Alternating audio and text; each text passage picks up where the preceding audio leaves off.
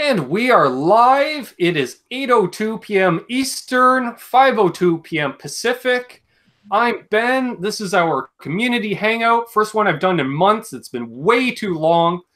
Rob here has been tapping his foot like Sonic the Hedgehog since January to get on the bloody channel again. So finally, we're doing it. I apologize, folks, for not doing it sooner because, honestly, I've had a lot of guests that have wanted to come on the channel the last few months, and I just haven't had the opportunity. So I would like to welcome both from the West Coast, which is the best coast. We have, I'm going to go right to left, or left to right here. We have Alex Radford, currently in Las Vegas, Nevada, generally out of the Bay Area of California. And we have Rob 212. Are you actually in Orange County as well, Rob? No, I'm in Riverside County, a place called Hammock, California. Okay, so which is just outside of Orange County, more or less, isn't it? Wasn't that far? Yeah, about an hour and a half. Okay, there we go. We've already got a couple of people in the chat. We got Michael B. Awesome. Love you, Michael. Doing the Veda thing along with Alex and myself. We got Jasco Plumbing Supply in the house, new to the channel, which is awesome. Hooked up in the last couple of weeks. We got lovely Janice saying hello as well. Awesome. Since I've noticed YouTube has been hit and miss on notifications again lately, I'm not expecting everyone to jump in at once. Oh, there's Will Varela, wishing a happy Easter. Awesome. Thomas Santiago. Yes. Awesome, awesome. So, yeah, we're going to talk gear. If you folks in the chat have any questions for these guys, you know, we all know each other. You know Alex Radford in the chat. And from his channel, Rob212 in the chat, Rob212 on the channel, which I always get a kick out of, you know, how often, I swear it's once a week I see, hey man, you know, Alex, you're really cool, you know, type in the chat and be like, do you have a channel? Yeah, everybody has a channel. If you're logged into YouTube, you have a channel. As long as you have a Google account, you have a channel, basically. Exactly. And we got Lawrence Petross in the house. He says, hello, gentlemen, I can't stay, but thought I would say hello. Have a great show. Awesome. Happy Easter. Happy Easter, man. Man, we also have Phil Mosley Music, Timothy Lynch, RJ the Mad One, Mad Raj. Oh, Lord. Quentin James is here. Uh-oh. We've got Ben Henry in the chat. Welcome, Ben. Great name. Paul Guitar Music 2, Todd Flowers, Joe Hervey 84, Saboteurs Music, Denny Allen, Charles Green, Dan Beck. Wow. See, yeah, all trickling in now. Awesome. Right, they're all coming. Rob Metzenberg. Good to see you. He says, hi, guys, from Port Perry, which is like an hour up the road from me. Oh, wow. Nice. Joe Hervey says, all the cheddar people going to come watch out. Oh, okay. Is he just wrapping up? I know he was live with Guitar Hack, and I couldn't catch it because I was setting up for this. Yeah, Rob's not getting enough crotch, so.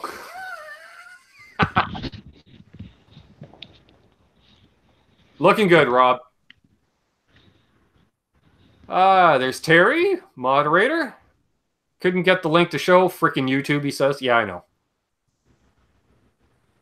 Thank you. RJ says, congrats on 1.1K subs. Thank you. Actually, we can thank Phil McKnight for that. I don't know if you guys were in Phil McKnight's chat last week, not just this past Friday, but the Friday before. At the very end, he gave me a very nice long shout out and said, you know, like, you guys know, he's got like 800 people watching live. And he's like, everyone go subscribe to Ben Coombs. Well, actually, he said Ben Combs because he mispronounced my name. But hey, I don't care. You know, and I had like 50, 60 subscribers come over within 24 hours.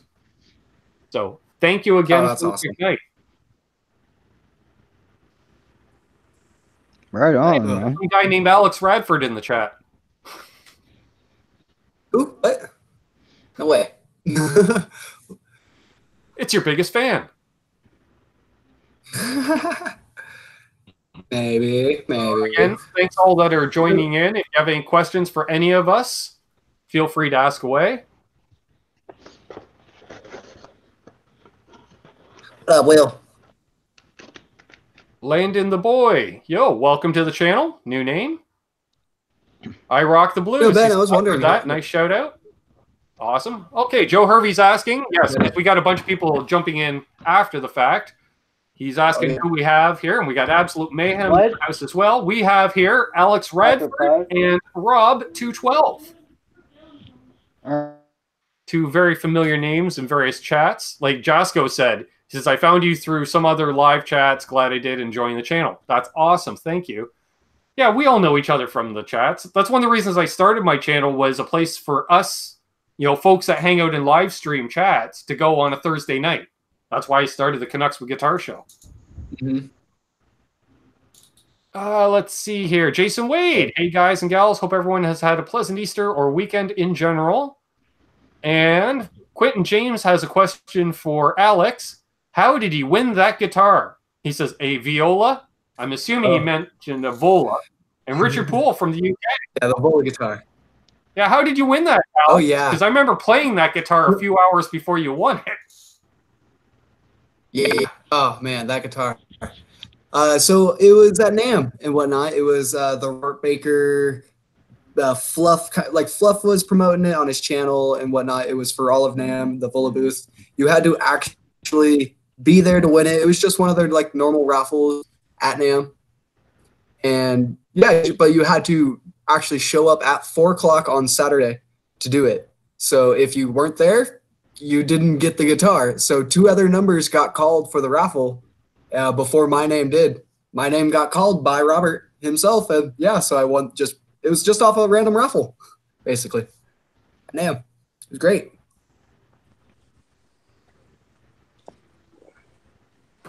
Awesome. Yeah, I remember.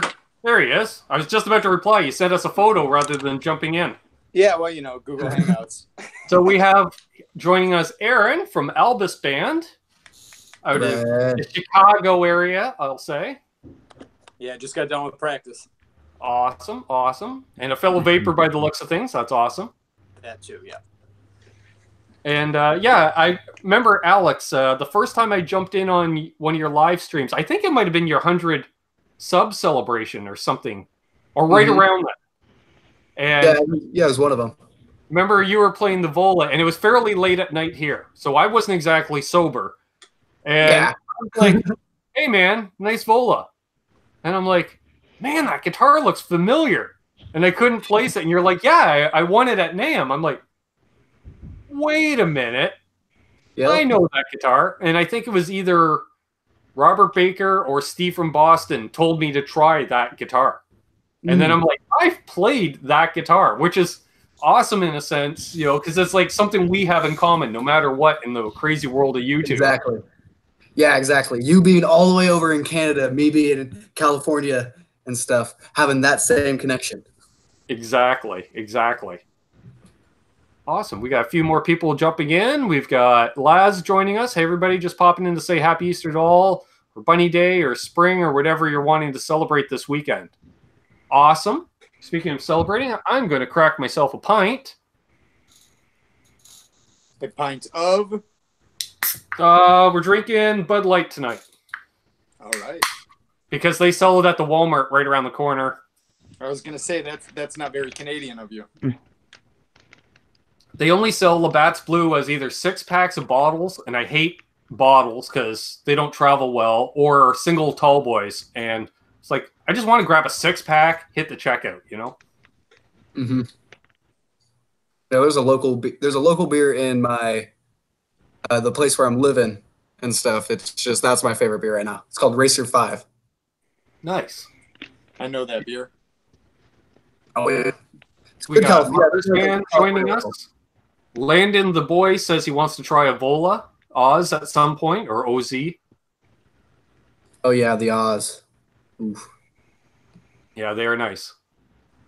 And let's see here. Richard Poole asks, anyone have or tried the Helix? I have tried it. You've tried it? Yeah, we have it at Guitar Center. Right. Yeah, the advantage of working at Guitar Center, right? Yeah, there aren't many. Yeah, that would be one of them. Get to try stuff out, yeah. Nice. Have you had a chance to try one, Rob? No, I have not. There's a Guitar Center about a 45-minute drive from here, where I'm at. Okay. Brought to you by Ernie Ball.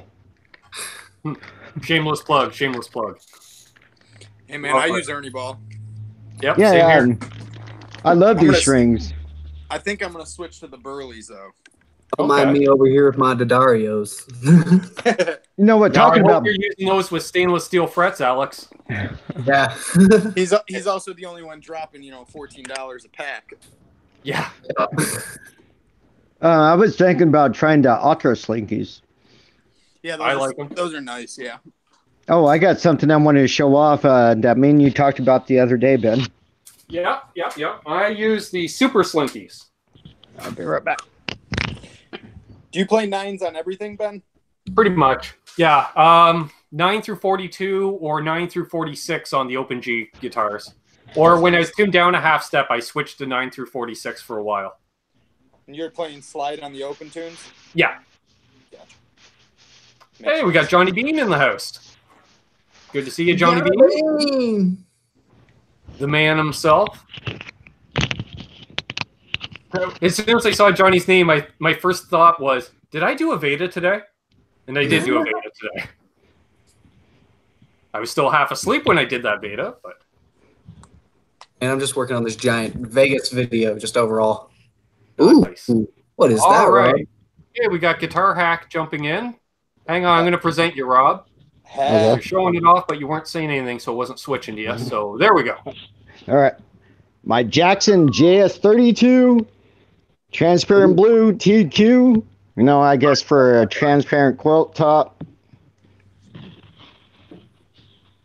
I have 9s on here right now, but I'm going to go ahead and switch those 10s.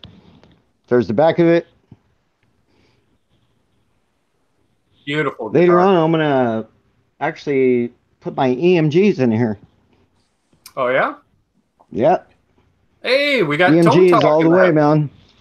Oh, yeah. And what's everyone's Good to see. preferences over bolt-on or like set neck or neck through? It's I used to be a Actually, set got neck me. snob, but once I went back into Fenderville about 5 years ago, I don't care anymore. God, Ben, we have a lot in common. I was always a set neck guy. Oh and then shoot. The older I get, the more Fenders I play. So now I'm, bolt-ons all the way. Yeah, well, my big thing was set neck, more sustain. And then I realized you need a touch more sustain. Turn up your reverb a touch. That'll do it. That will do it. Done, Well, and I always DMK, I hello. always have a fuzz pedal on, so I've got plenty of sustain. Nice. Man, we got a lot of new names in the chat here. This is awesome. If you're new to the channel, please subscribe, as well as check out all these guys as well. I'll put some links to their channels. If you're watching this on replay, I'll put some links in the description. We got lovely Shauna Marie Sings here, Justin Cox in Utah, Jason Wade again. Awesome. So many folks. 43 watching. Yeah, that's a beautiful guitar, Rob, and you're going to go with 10s, eh? I was playing guitar with 10s. What was I? Oh, Absolute Mayhem was over here yesterday. He came over to show off his new guitar, and I ended up selling him a guitar while he was here. Really now? Which one did you sell him? The Veda I did about a week ago of that Explorer-shaped Kent. Mm-hmm. I sold him that. Oh, very nice. Yeah. It was going to be a rebuild project, and then he's like, oh, man, I dig that guitar. I'm like, you know what? Take it. I can put time into something else. Did you see how when Phil did the beer caster, have you ever thought about doing like the kit and then relicating it and just like messing with the guitar completely? I've been debating building a kit. Somebody asked me, one of my other Vedas, I said, what do you want to see on the channel? And somebody mentioned doing a build. Mm-hmm. I've never built a guitar, so excuse me, why not? I just want to do one. I just want to do it just because. Why That's not? good. My last guitar was a one-off, my signature guitar, because that was the prototype. Hey, we got JJ in the house. Happy Easter, guitar freaks. I've got a couple of major renovations to do on guitars. I have a 76 Tysco Telly body. It's just a body, so I want to build that up. And then I have an old Strat knockoff that I want to put an aluminum neck on. Why not? Sure. Something different. I'm going to be fixing up my Ibanez RG. Nice. Yeah, I have a tendency, rather than fixing up guitars, I just sell them to Absolute Mayhem. So I think that's at least 2 guitars I've sold them in the last year. Hey, if Mayhem's got the money, right? Yep. Well, it happened. I was doing a live stream. Geez, it was about this time last year. And I guess I had referenced a certain guitar, on a previous live stream. I didn't think I ever showed it off. And the guys in the chat, he goes, "Hey, man, can I see your Ibanez?" And I was like, "How do you know I own an Ibanez?" So I pull out this, I think it's a 1989 Ibanez EX350. So I pull it out and I show it off, and Mayhem's like, "I want it." So he bought it. Hey, we got Chad Boston in the house. Good to see you, Chad. I hope you're feeling better.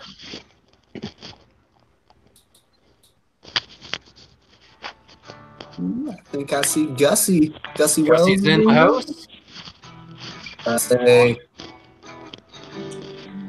Oh man, all kinds of folks. Oh, and if nobody has subscribed to Tone Talk, definitely subscribe to Tone Talk, because if you've noticed, last Monday's Tone Talk has been picked up by Ultimate Guitar, Loudwire, about some of the things that Jakey Lee said during that hangout. It's pretty much gone into trending news now. Yeah, everything I just keep seeing is Jakey Lee, Jakey Lee, Jakey Lee. Yep, and they all have to reference the source, so it's all like, Jakey Lee appears on Tone Talk. I'm like, yes, all right, Mark and Dave. Hey, Soda Pop's in the house. Hey, Neff. Didn't he recently do a rig rundown where he said he can tell the difference between lithium batteries and some other battery? Yes.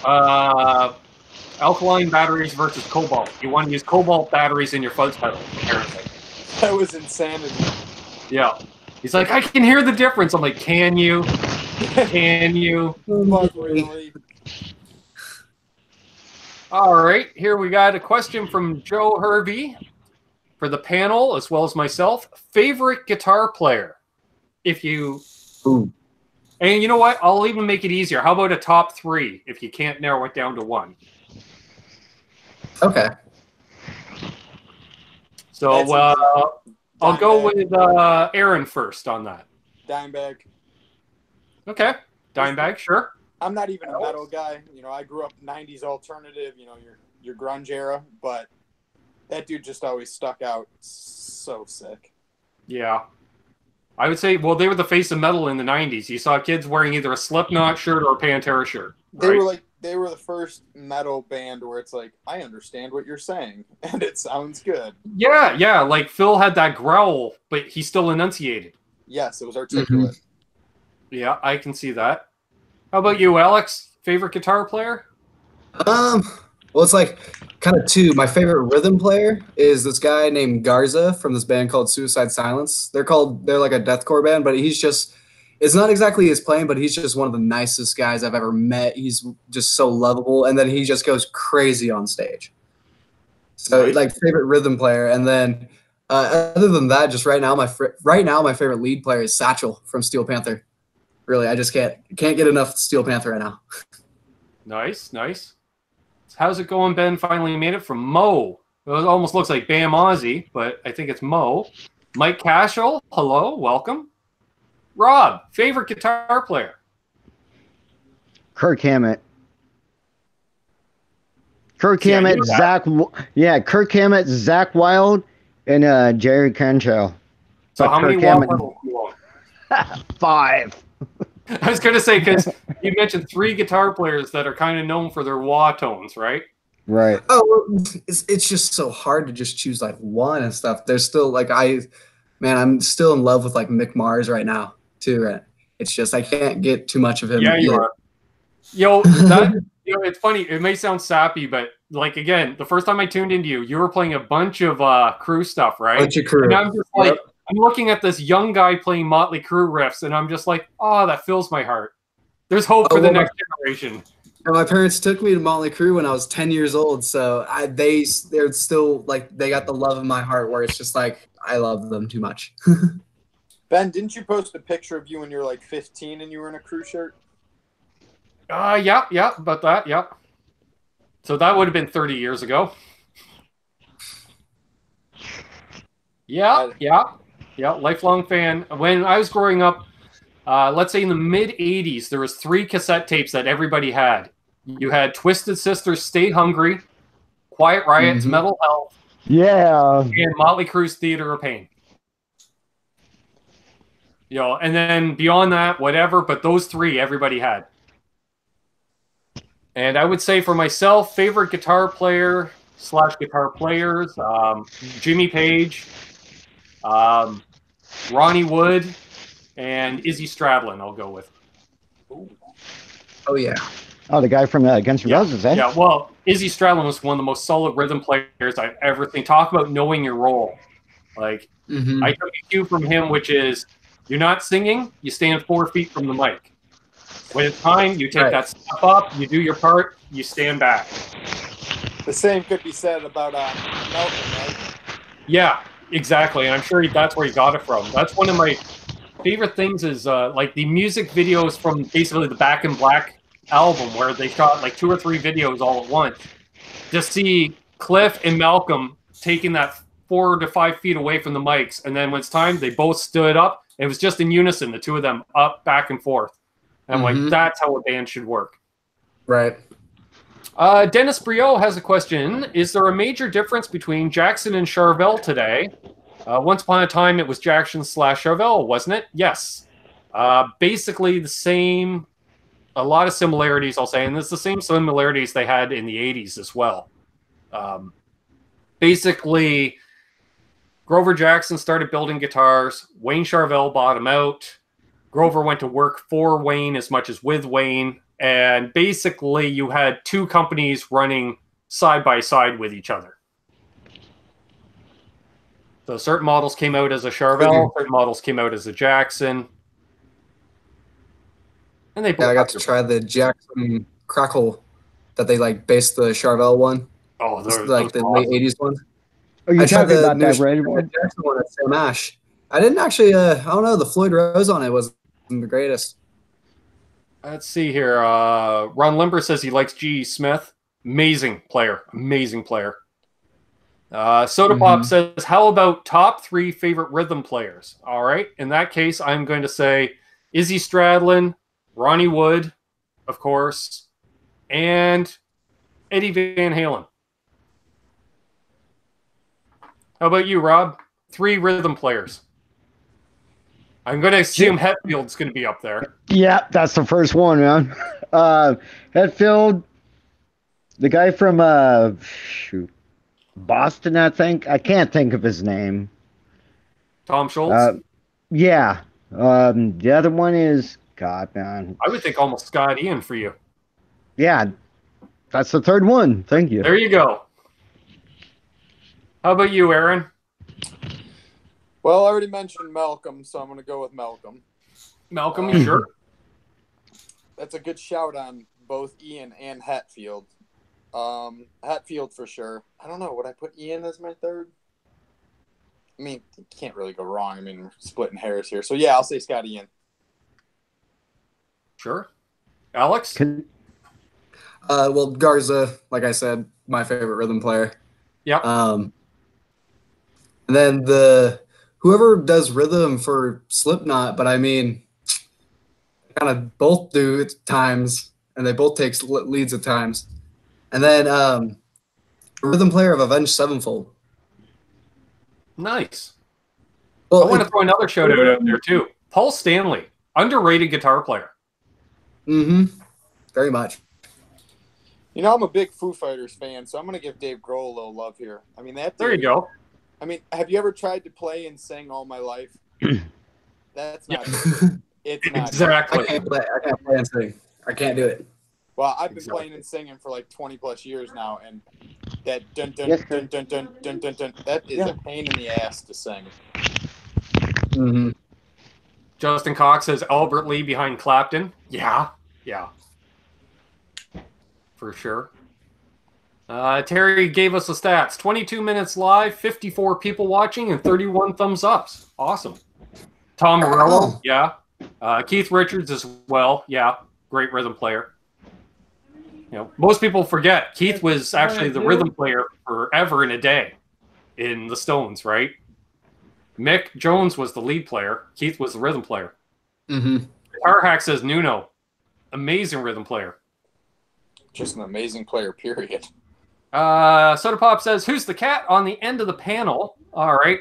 So we'll go again. We have Aaron from Albus Band to my left, Alex Radford, and swinging by in the background, that was Rob 212. There he is. And Will Varela says, Paul Stanley, no, another Kiss reference. Dang it. I'm sorry, Will. I'm sorry. All right, let me ask you guys this. What's your favorite Kiss album of all time?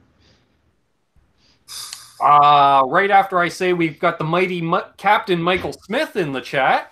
Awesome. Jesus. All right, what was the question?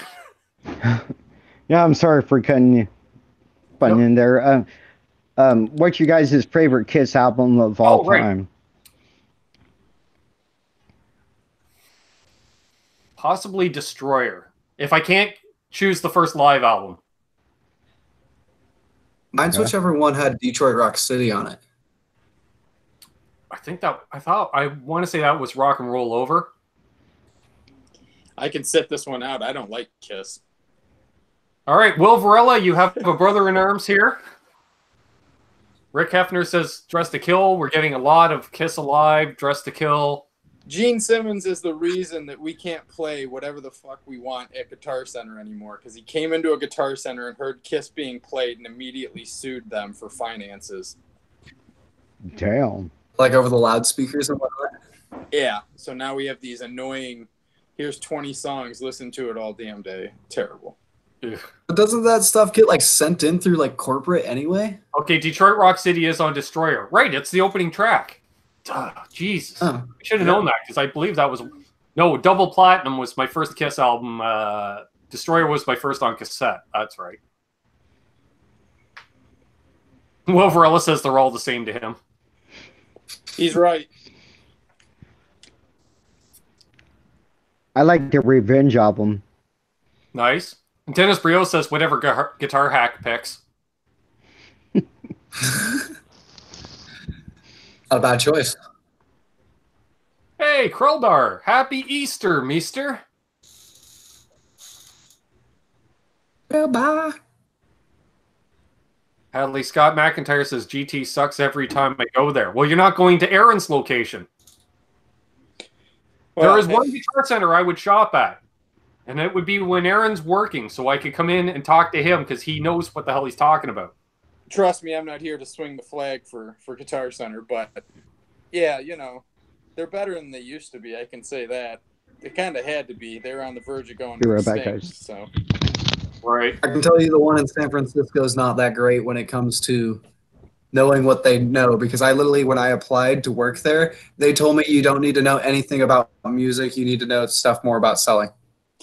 Right. Yeah. Well, even at like my location, like I'm known for building pedal boards and pedal demos in general, and I have customers bring in, you know, here's my 10 pedals, how do I put them together, and I just put them together for them, but I don't know that anyone else in the store would know how to do that. So hey, welcome music in nature. Yeah, that is cool. I like that. Jasco Plumbing Supply says, I'm in the Bronx, and the guys in Guitar Center near me always want to argue, never want to help, man. I'm like, well, that's the Bronx, isn't it? Yeah. Michael Smith, you grew up in the Bronx. Am I wrong? Is the Pussycat Lounge still there at Ground Zero? Anybody from New York, answer that question. Hey, Zipfix. I've been in New York in a while. Sean Zimmerman. Man, we got all kinds. That was the last time I played in New York, was at the Pussycat Lounge strip club. That was interesting. Yeah, I think Michael Smith is agreeing me on the Bronx attitude. Nice. Yeah, we're getting all kinds of people jumping in. This is awesome. Oh, Jason Wade's leaving. He says he's got to get ready for Game of Thrones. That's what PVR is for. Or I'm watching the replay. Speaking of Game of Thrones, I'm from New York. Yes, I can tell when you narrate your videos. Zep. I love it though. It's like watching the New York version of Dave's World of Fun Stuff. Terrible.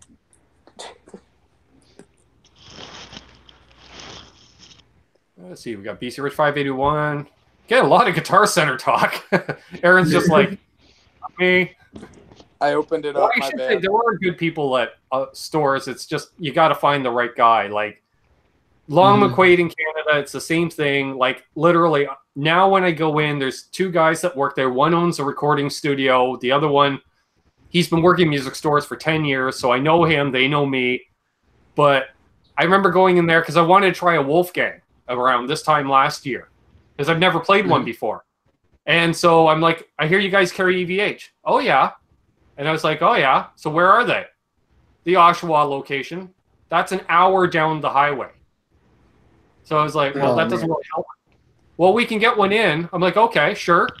So they look it up, and they look up EVH, and they're like, so what's it called? We have one listed here. It says WG. What does WG stand for? I'm like, Wolfgang? Why are the guitars called Wolfgangs? I'm like, you should not be working in a guitar store. No. I got one better than that. I heard a kid, the dad came in last year and wanted a tube amp, his son's first tube amp.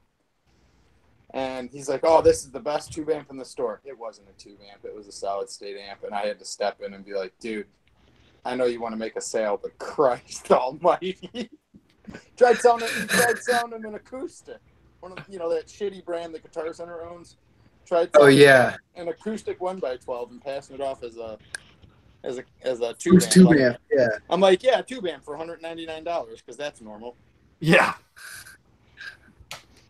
So, yeah. If it's a $200 tube amp, it's about the size of this little orange I got back here. Exactly. Yep. Hey, we got Caleb in the house. Mr. Nerd Halen himself. Good to see you, Caleb. He's got his merch store up, so you can get your Nerd Halen merch. Awesome. Hey, who sent you those dick pics? Because that was hilarious. That was Todd Flowers. Yeah, a week or two after I got the Brendan Buttcheeks ones. All I know is Todd Flowers is now my hero. That shit was hilarious. Yeah. That's why I had to do that Instagram post. I'm like, for some reason, people are sending me anatomy-based pics, so I have the butt cheeks and the dick pic next to each other. Somebody had asked if anyone had been to CBGB's or the location of CBGB's. I have not. I have. It was closed down, so we didn't get to play it, but it still smelled like urine from the outside.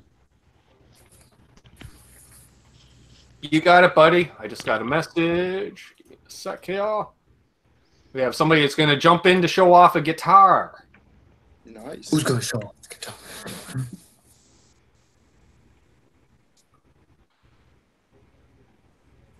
Once it decides to load. Oh, technology, how I love you. It's brought us all together, but it's the bane of my existence. Yeah. There we go. So what's everyone's favorite brand? Of what? Guitars, amps, pedals? Of anything. Just of anything. Oh, this could go. I like to use. I like Fender amps. I've always been a Fender amp guy. So hot rods and blues deluxes. Guitar wise, I mean, you can't go wrong with anything that's, I've had some custom builds. There's a lot of boutique guys I like. I like Dunables. I like anything that Doug Cower does. I want to buy a Novo by Dennis Fano. Very nice. Yeah, I've played them. They're unbelievable. Pine bodies, just like the original, Fenders back in the day. But, right now I'm playing on Fenders and Gibsons, pretty standard stuff. I'd say probably Fender for me. Fender guitars, Fender amps. Even the newer Fender pedals are nice, right? They're decent pedals. Like I could build a complete Fender rig and be okay with it. My favorite pedal company, I like Earthquaker Devices the best. Okay. I love that company. I dig Electro-Harmonix. Shameless plug. Lawrence Petross design pedals are really nice. Always. LPD's a maniac. So, Yeah, when I first plugged in that Swaro, I did the live plug and play, and I was just like, oh my god, like I get it. See, Because the only boutique pedals I played before was at NAMM through headphones. So whatever. I've never been much of a, cranked Marshall kind of guy, and the only pedal that I've ever had that was a cranked Marshall that I liked was Cattle and Bread has a pedal called the Dirty Little Secret. And I liked it. I used it. I got rid of it to help fund my divorce. So now I'm thinking like, okay, maybe I'll get one again. And everything Lawrence puts out, it's like, well, if you're going to do any Marshall related sound in a box, you better do LPD. Nice. A lot of people are commenting like they like Fender / EVH, like Caleb, Johnny Beane. I see that. Gain Electro, sure. Cool guitars. Mr. Mayhem, what's up? Long time no see. Yeah, it was just yesterday. What's going on, brother? Happy Easter. Happy Easter to you. Oh, look at that Explorer hanging in the background. You bastard had it working the same day you bought it. I'm like, oh, here's a long-term project. The thing's a wall hanger pooch. You guy sends me a video at like midnight last night. Yeah. Ding, ding, ding. I'm like, you bastard. Yeah, and then that pickup works barely. I mean, it needs new pickups. They're really weak, but yeah, but that's not the guitar for today. Or I can show them both if you want, but I'm gonna grab the new axe if you want to present me. I'll grab it right now. Sure.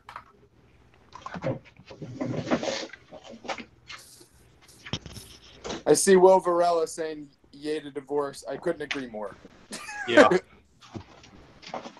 Well, I can understand. I didn't get an actual divorce, but I came out of a 13-year relationship about 2 years ago now, so I can understand. Yeah, I was there for 7, and that was about 6.5 too long. All right, what you got there, sir? As Brian Stewart jumps in. Oh, yeah. I remember playing this yesterday for a couple hours. Oh, look at the top on that. Yeah, the back's really nice too. And see how thin it is. I love how it's not a deep guitar. Yeah, I wanted to know how thin that is. No body cutouts, but it is really thin, and this plays awesome. I mean, I picked it up, and before he even said the price, he was telling me, "Oh, it comes with a hard shell case." And I thought, "Oh, I don't know how much these are worth, but it's in with all the big hollow bodies." And he said 4, and then I said sold. I don't know if he said 400 or 4,000, but he's like 4. I think it was 450, 460, and I'm really happy with it. I never thought I liked the style of guitar, but I just love it. Yeah, it's let's see. Someone's asking, what is that? Charcoal gray? Yeah, kind of a charcoal first. And Ben, you can see the and it's a hollow body, Landon. I like that look better. I took the pickguard off. I'm going to age the pickguard before I put it back on. It's got a white trim on it versus a yellow, the cream. So it looks a little bit off. Once you see it, you can't unsee it. It looks too white on the guitar. So I'll try that Teabag. Yeah, he was asking. He goes, notice how the binding on the pickguard's white and everything else is aged white, cream type look. He goes, what can I do about that? I'm like, put some tea on a rag and rub it on the white, just stain it. And this is the guitar deal of the century.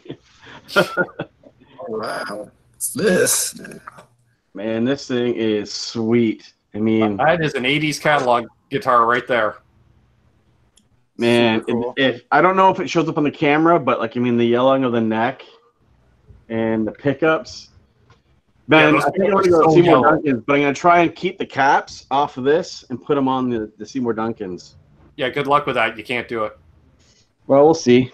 I mean, it's a project guitar, so. Yeah, you basically have to take the entire pickup apart to do it. But and then I took the other knobs off that. I think that fits. That kind of goes with that style of guitar. And I did confirm today. I checked those knobs on my sister's guitar are the knobs off that guitar. Oh yeah. Yeah.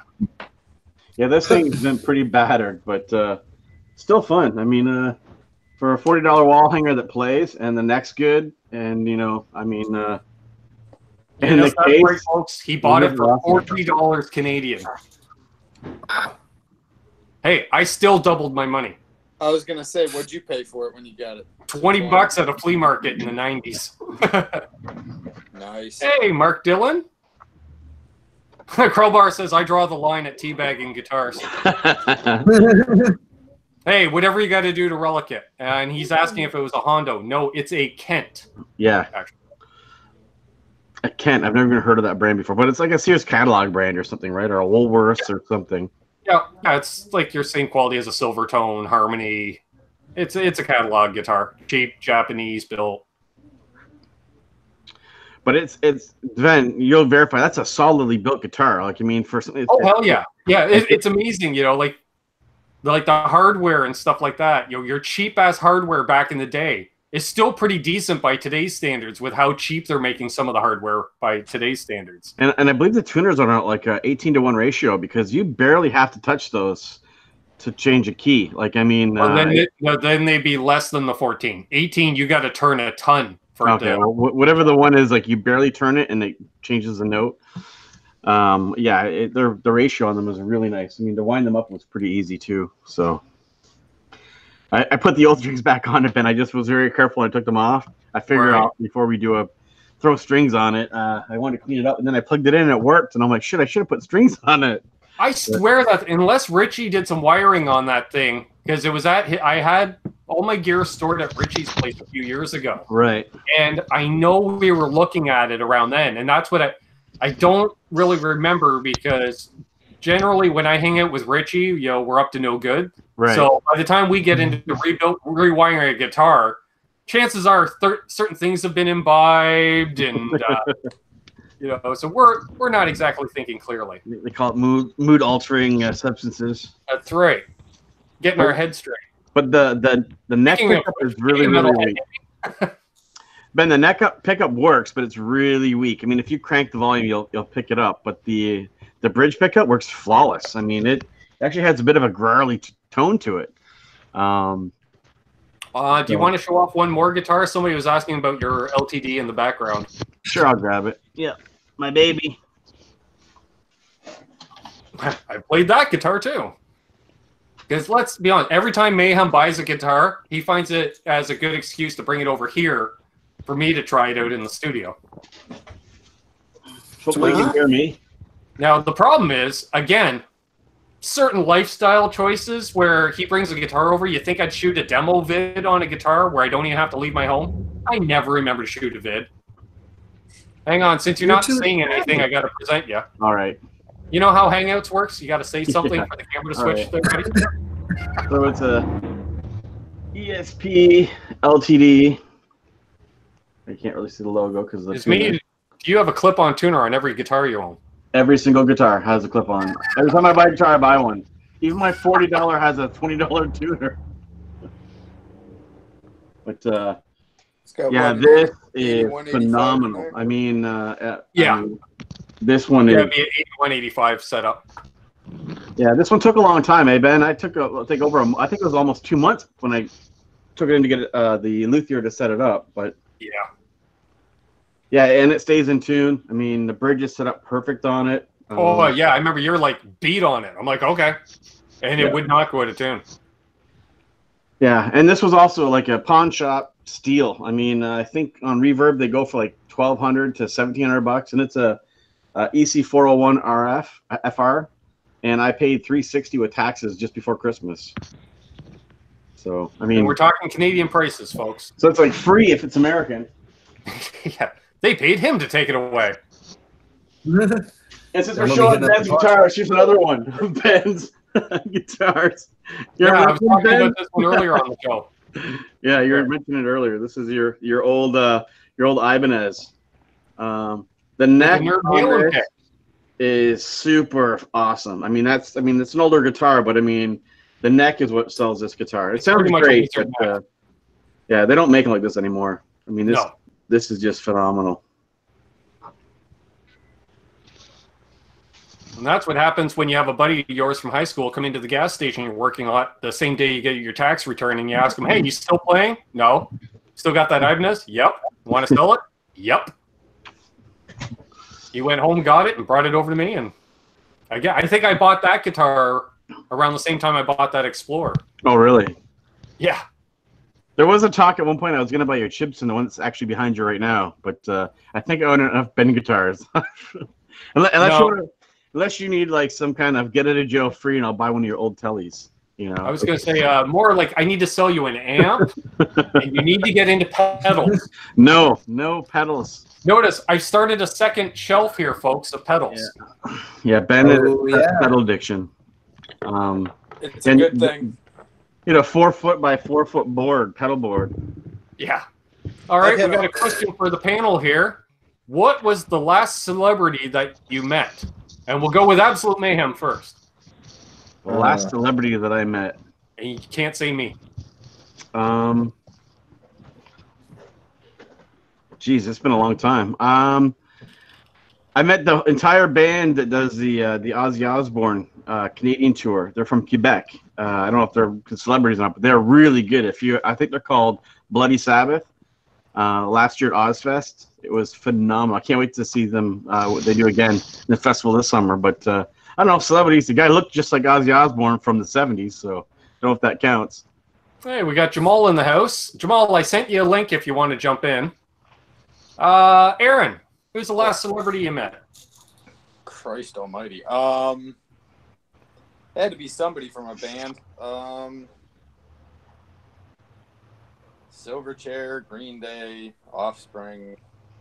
One of those. I mean, it's been a couple of years. I mean, hell, Silverchair, I don't think I saw them since like 2009. I mean, it's been a while. I mean, unless you count like there's a band that I like called Royal Thunder. I wouldn't consider them to be celebrities, but like I know everyone in that band. But Sure. All right, Alex. Jeff Loomis of Arch Enemy.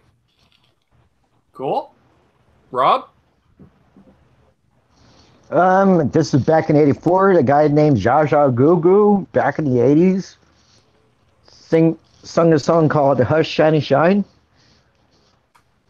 Okay. In front of we're at the ABC studio out there in Hollywood where they filmed this soap opera, General Hospital. Seeing the guy walking back and forth. I didn't say nothing to him. I just mind my own business and went on.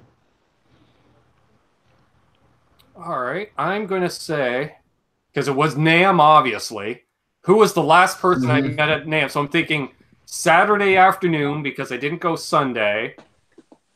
So let's go with Glenn Hughes. Because I know I met him later on in the day. I lied. I met Jimmy Eat World last year. What am I talking about? There you go. Nice. Hey, Showman Blues. He says, hey, Ben, I figured you'd be on. So, Jamal, are you jumping in? Or are you working?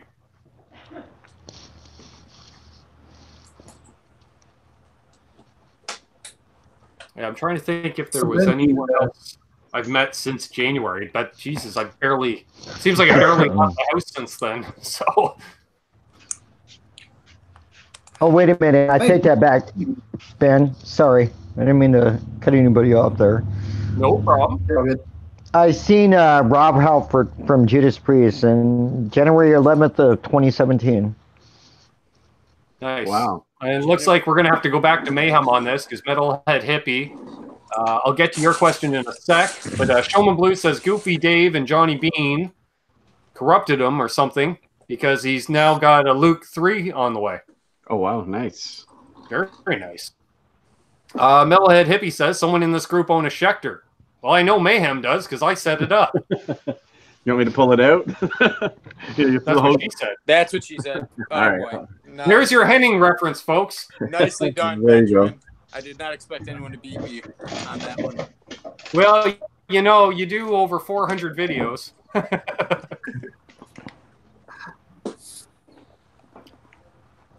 Actually, now that I Well, think this about was, I have two as I Henning recall, shirts. Wayne, wasn't this like your first guitar when you got back into playing?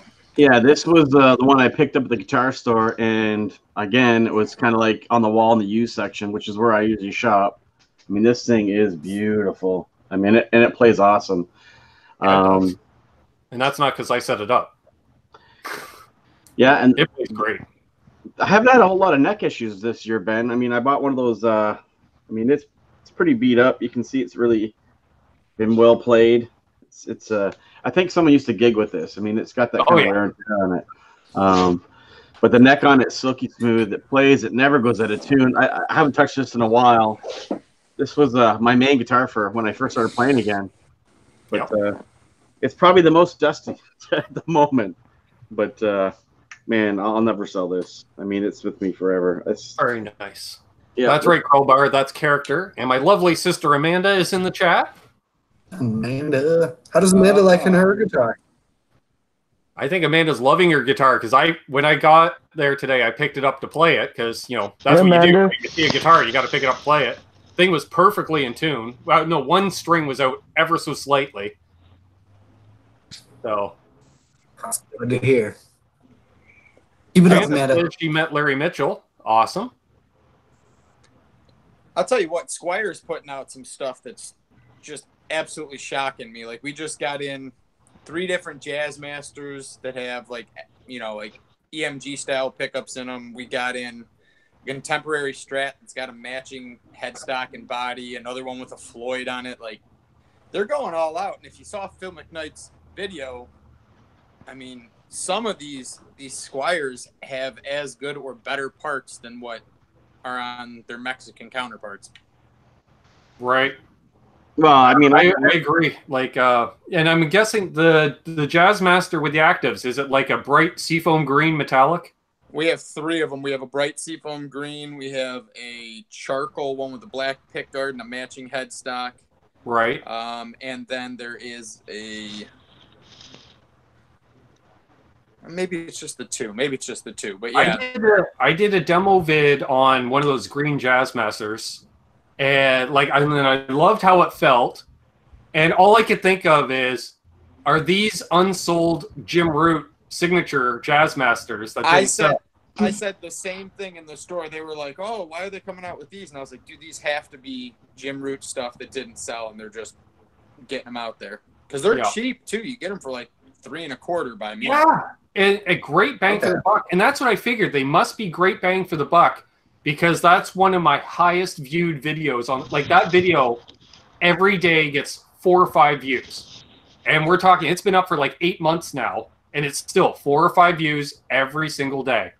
Funny Beane says he met me at NAMM.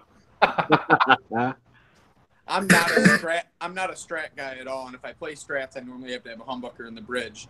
And the contemporary Strat that we have there is so good that I might overlook the fact that it's a purple body and a purple matching headstock and just pick it up. Well, see, now you got me at purple body and purple matching headstock. Well, maybe I'll buy it and send it to you, Ben. All I would do is put a piece of tape over the volume to keep it turned up and lower that middle pickup down. Yes. Well, I was going to say, Ben, a bunch of Squires. The difference between some of the... I shop quite a bit at the guitar store. I mean, mostly window shopping, but if you can see the Telecaster I got in the background, there was the identical version, although I swapped the pickguard. It used to have the turtle shell, or tortoise shell.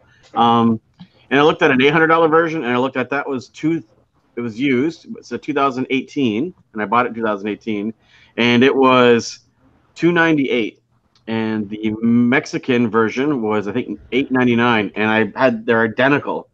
A couple little tiny differences. I think it had the classic bridge, but I'm like, the weight, and then one said Indonesia, so I'm like, yep, $298 sold. Nice. And I mean, the tuners are really good on it. I mean, I did just swap them out for locking nut, but it's more personal preference and requirement. Let's see. Michael Smith says, next NAMM, brother. Yes, we missed you, Captain. Can't wait till next year. Let's see. My sister's surprised I'm still awake from all the turkey I ate. Yeah, no kidding. And she says, it looks like a fun panel. Well, it is a fun panel for sure. And there was something else I was going to mention. I don't know if it was in the chat here, but the tortoiseshell guard that Mayhem just mentioned, I now have, and it's actually going to go on my 71 telly. It was too much red for me, Ben. That's what it was. I think the white just makes it more better. I remember. It was a question from Will Varela that I'm going to redirect to Aaron it's Joe Hervey. He says, Ben, does Guitar Center still sell Digitech effects? Well, I'm not in a country that has Guitar Centers, but we do have someone involved with Guitar Center. Do you still sell Digitech? No, Digitech and DOD, I think they're one and the same at this point. Yep. They're like on again, off again, and we haven't been stocking anything. I mean, you can buy anything you want used, but No, you're not going to see anything. Fair enough. There we go. And apparently Johnny Beane ate a cherry yogurt today. Imagine that. Johnny hasn't eaten a real meal yet today. I'm not shocked at all. He's done better than me. All I've had is whiskey and beer. EV's Vlogs, welcome. And again, all these new names in the chat. If you're new to the channel, please subscribe, leave a thumbs up, and check out the links down below. There's lots of cool channels in there. Let's see here. Who was that? Yes, EV Vlog says, what kind of music do y'all play? I play all kinds of stuff. Blues, rock and roll, bit of country, touch on a bit of metal when I want to. When I force you to play it on one of my guitars. Yep. All kinds of stuff. I'm all over the place. How about you, Rob? You're nothing but bluegrass, right? I can tell. I like metal and a little bit of 80s music. Excellent. Alex?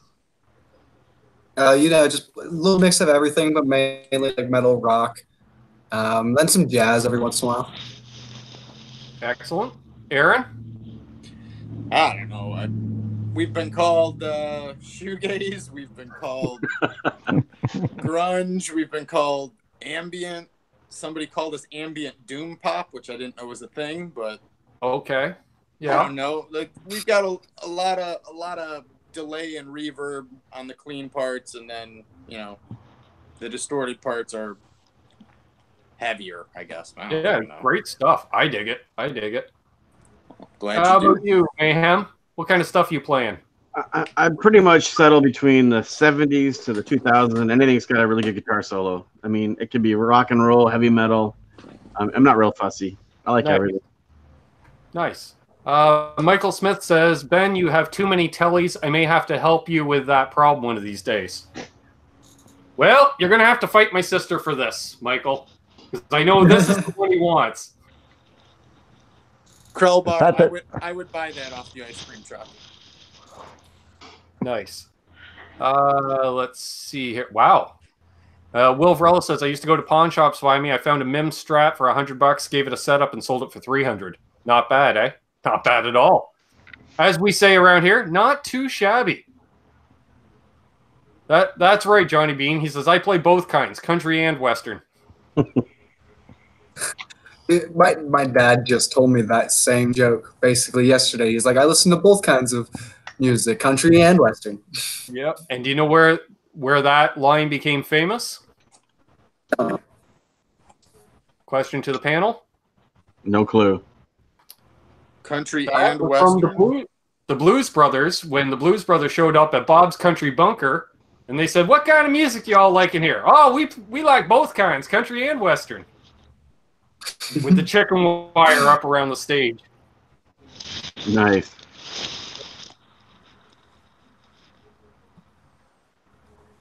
Yeah, Well, I just heard Crowbar's line there. I'm out of here. Thanks for letting me come on and show off my newest toys. My pleasure, Mayhem. My pleasure. And we got Zach Thong jumping in. Good to see you, Zach. Mike Smith says, I know I'm well aware that I have competition and I will lose this fight with Amanda. Nice. Nice. Well, we have the 71 as let well. me ask Wanna everybody go Rosewood, this. Mike? I got the 71 as well. That's right, RJ. Rawhide.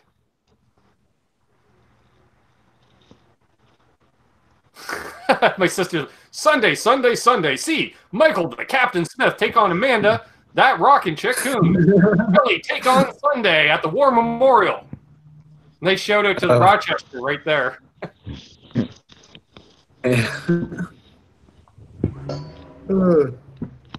Okay, Mayhem just chimed in from the chat. I call dibs on the 71. Do you like the Rosewood better on a Telly or Maple? Honestly, it doesn't matter to me. I can play either. I've gone back and forth between Tellys and Les Pauls for years, so. Yeah, I say either way. My Telly has a Rosewood on it, but. Well, it's like somebody asked in a chat the other day, like if you like Powell Farrell fretboards. And my Mim Telly is my #1 for gigging. And I don't know if it's Rosewood or Pal Farrow because I always forget. There he is. My brother from another mother, Jamal. Hey. Oh, man, I think these headphones suck. Hold on a second. Still working on a little. Can you hear me? I can hear you. Oh, okay. Let me just work on this. I'm trying to work on my PC. I just got home from daughter's boyfriend's parents' house. There we go. Fair enough. Fair enough. Oh, okay. That's a lot better. Metalhead Hippie. Who has the biggest pick? The what? Okay. That is so weird. The biggest pick? Give me 1 sec. I gotta go get my charger. Be right back. There you go. That was 4 from Gravity. I was going to say, I have like old school bass picks that are probably bigger than anything you guys have, right? Not that I can play with one. Hand. You know, it's like playing with a piece of siding or something. Jeez. Oh, geez. Sean Zimmerman's asking how Jamal's doing. Oh, fine. Off Awesome. for the next, 6 hours, 7 hours. I gotta go to work in the morning. Fair enough. Fair enough. Yeah. Oh, by the way, when you were talking about meeting celebrities, Yep. I did meet Gary Clark Jr. when he was going to Cancun, I think about a year or so ago. I saw their band's equipment in the where we were loading the aircraft, and I was like, wait a minute, that's Zapata, that's his guitarist. And I was like, man, I'd like to go see if I can catch him. Ran up to Jetway, and he was just happened to catch him. He was walking down and said, hey man, I love your music, and he was pretty cool. We got Michael Smith headed out. Cheers to the captain. Back out on the road tomorrow.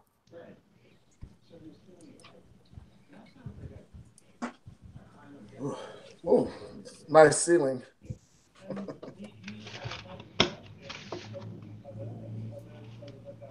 There we go. Just doing a little tweaking here on this end of things. Okay. There we go. I was just bringing up your volume a little bit, Jamal. Hey, we got Brian Cote in the house, along with... Let's see, I saw somebody else jump in as well. It's not terrible. Terrible. Ah, yes, Chris Bevan. Welcome. Welcome, Chris. No, lots of new names in the chat. I assume everyone's coming over from either Phil McKnight or RJ Ronquillo's channel. He's been good at shouting me out lately, too. Appreciate it, folks. We always like to see new folks in the chat, growing that community by the day. That's right, Brian. Happy Easter to everyone. Cheers. Passover, whatever you're celebrating. Thank you, Joe. He says, great show tonight. I'm only as good as the guests I have. Okay. Metalhead Hippie means 2.5 mil. Okay, so he's talking the thickness of a pick. I used to use 1 mil. Now I'm using about a 0.6, I think. Probably 4 from Gravity, just because it's just fun to actually just hold and play with more. But then I usually use a 2. Absolute Mayhem. Question for the panel. What was the last song you learned to play? For me, it was brushing up on No Woman, No Cry, because we learned it for the 420 show yesterday that we didn't end up playing. We figured we should know a Bob Marley song for playing at a pot dispensary on 420. How about you, Alex? What was the last song you learned? Steel Panther song. Nice. One of them. Yeah, One of them. I can't remember exactly. 17 Girls in a Row. That was it. Very cool. Very cool. Aaron's back here. We'll let him get settled before answering.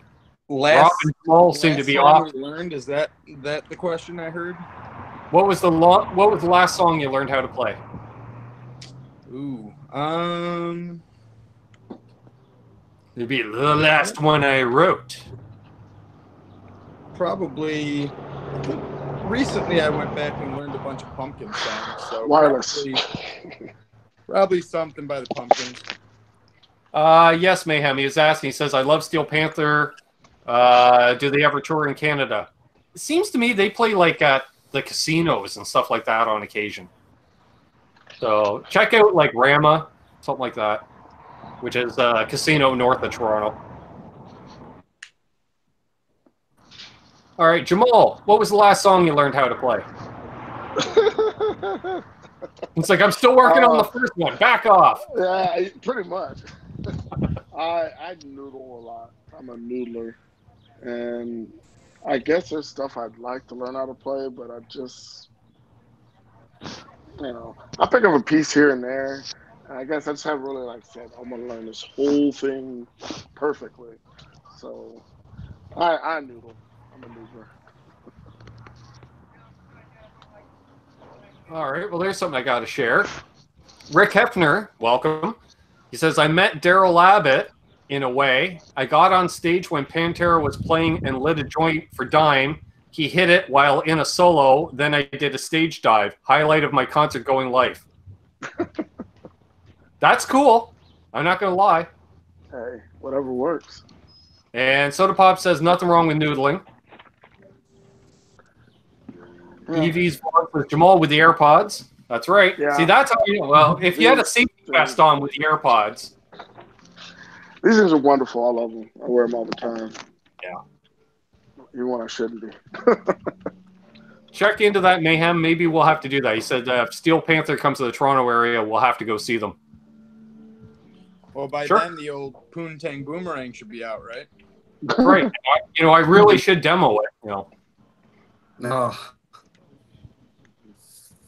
They're actually going to sell that thing? Of course. The Melter sold out in no time, right? Yeah. I read somewhere. Yeah, it sold out. I read somewhere that Reverb doesn't want people to resell it on Reverb. Yeah, that's dumb because they're allowing so much. They sell big muffs. They sell swollen pickles. Exactly. I made this comment on Henning's last live stream. Here's a fun question for you. Probably stir up the pot. I love it.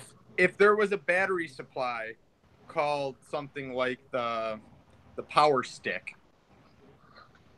would there be nearly as much shit, or is it because we're talking poontangs and muffs and? Well, I think people just think it's a joke with the pussy melter. I mean, it's funny.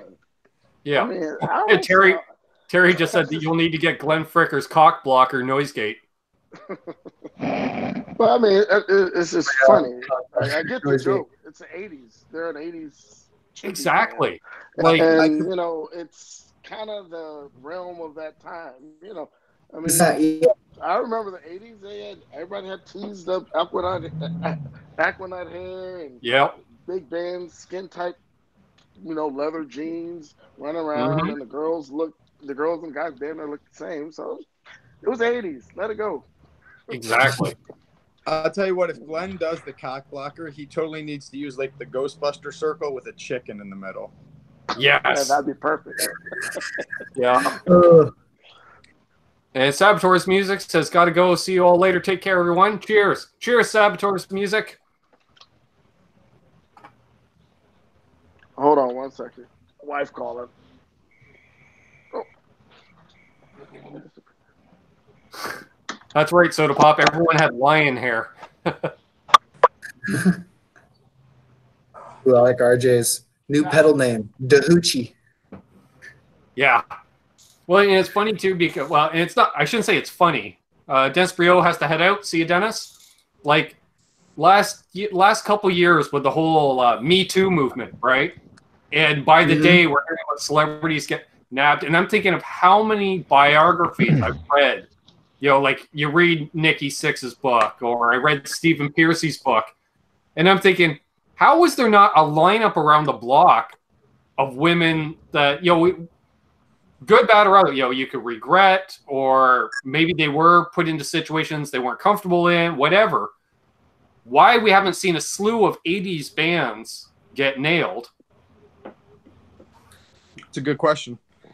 But I mean, I think Krellbar just said something about, gotta get my charger out of the wall. He just said something about people have always been offended, but before they didn't make federal cases out of it. And I think that's the truth. Before, everything didn't end up a headline or, a gigantic discussion.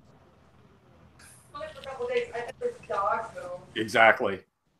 And I think some people didn't realize, it was a different time or whatever, like, I was thinking, like, I've seen or read where it'd be like, you show up at a concert with your girlfriend, the girlfriend gets the backstage pass, and the boyfriend's waiting out by the stage door for 4 hours. And it's like, really, dude? Because I'd be single by the end of that evening, as far as I'm concerned.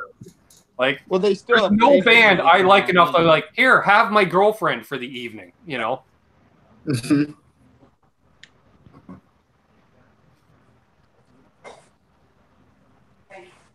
Play on AJ Moore's name, a balls deep chorus. Jesus. Okay, Terry. Bought the new Boss salad tosser. Jesus. That is fucking great. Yeah, I think we've gone past Henning territory. Now we're into Glenn Fricker territory here. Oh man. Justin, what's the newest pedal you guys acquired? Just got a Wampler Fuzztration. I dig it. The latest pedal for now, for me, is the TC Electronics Third Dimension, although Aaron and I have something going on, so it's only the newest pedal for now. Yeah, Ben will have a new pedal coming from me shortly. I didn't know. I'm looking over my shoulder to see what's in this particular pedal board. I picked up an old Ibanez JD9. So wet.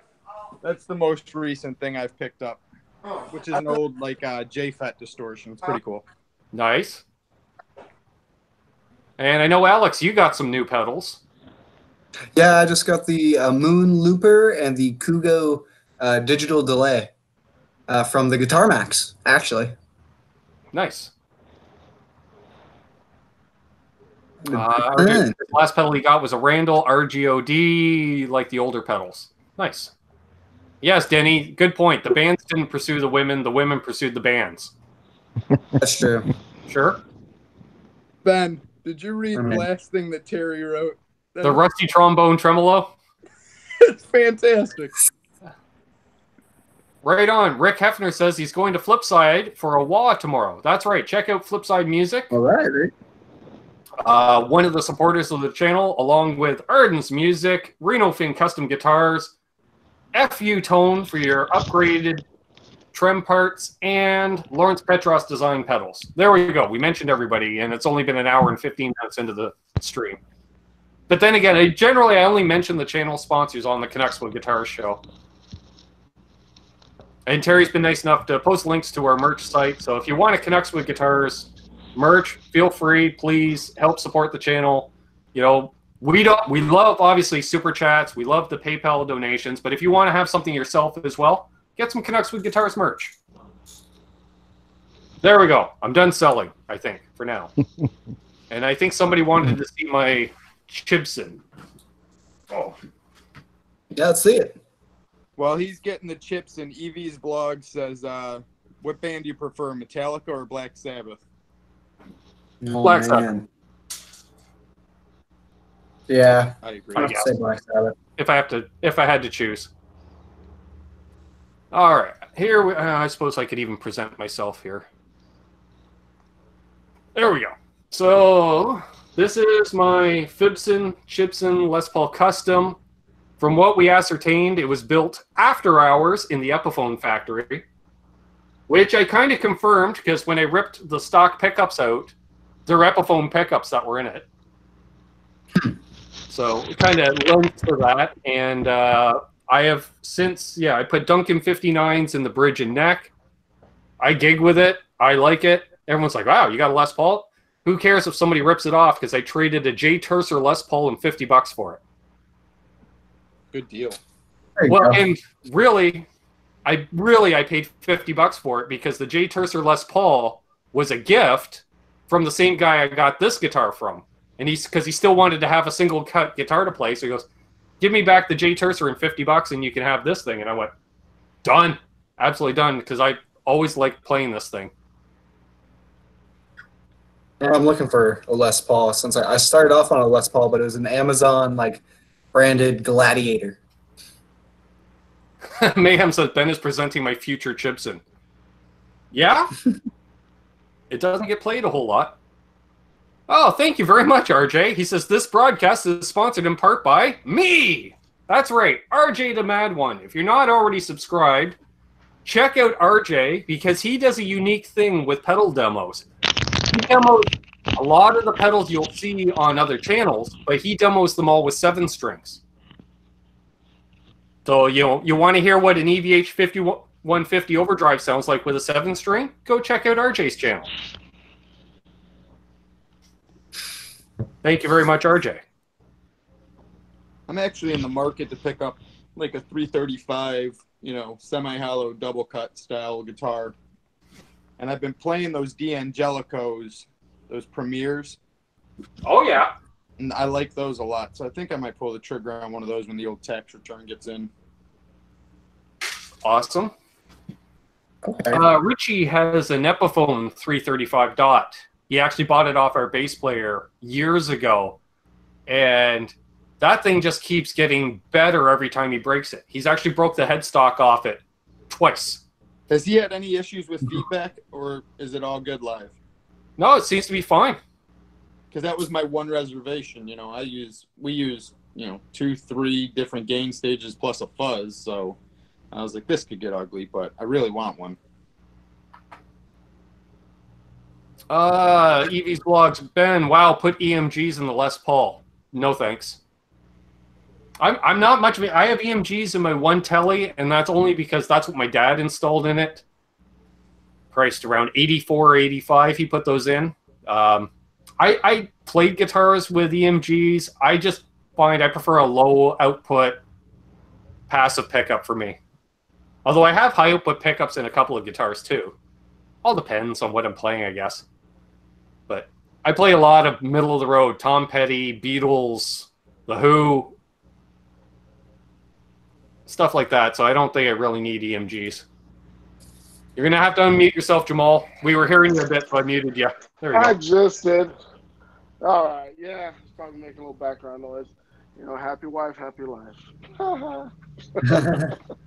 Mayhem says, if I have my way, Ben will eventually own an EMG guitar. Yeah, we'll see. I'm not missing out, Joe. I've played EMG style guitars for 30 years. And yes, Landon, the Guild Starfires are great semi-hollows. Hey, Michael Coombs. Not a Starfire. And did I miss the Laws in here as well, Jamie? Awesome. Somebody's asking to see your V, Jamal. Ta-da! Hang on, let me...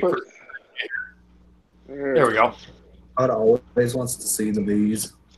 Yeah, I love it. Backwards. It's really nice. I guess it is backwards. It's right side for me, though. I was always thinking about that, just gig with nothing but left-handed guitars strung upside down. Yeah, that would be... I couldn't do the upside down thing like how Dole Bramhall and like Eric Gales does, but to me, well, they leave them even strung right-handed, don't they? So they're basically putting in vertical. That just messes me up. Yeah, they play like a right-handed guitar. They can just flip it upside down, but I never. Once I got my first guitar, it was a Hondo, like a Strat style Hondo 2. First thing I did was take all the strings off and put them back on backwards. I didn't even mess with the nut. I didn't even know how I got that thing in tune. I knew nothing about tuning or intonation or anything like that. Well, probably the nut was so soft, the strings just wore themselves in anyways, right? Yeah. I mean, I had that guitar for a while. I got rid of it. Plugs says, hey, Ben, let's jam together one time. Hey, if you're local to me, I'm down. All depends on where you are in the world. Otherwise, we'd have to do it virtually. Like maybe on Skype or something like that. I was always wondering how that would work with the lag.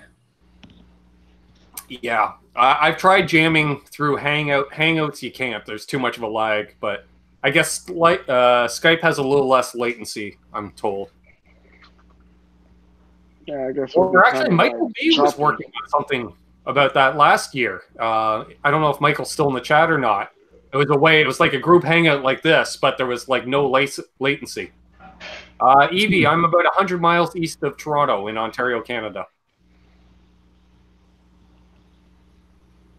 Todd Flower says Jamal is right-handed playing lefty, I believe. Is that correct, Jamal?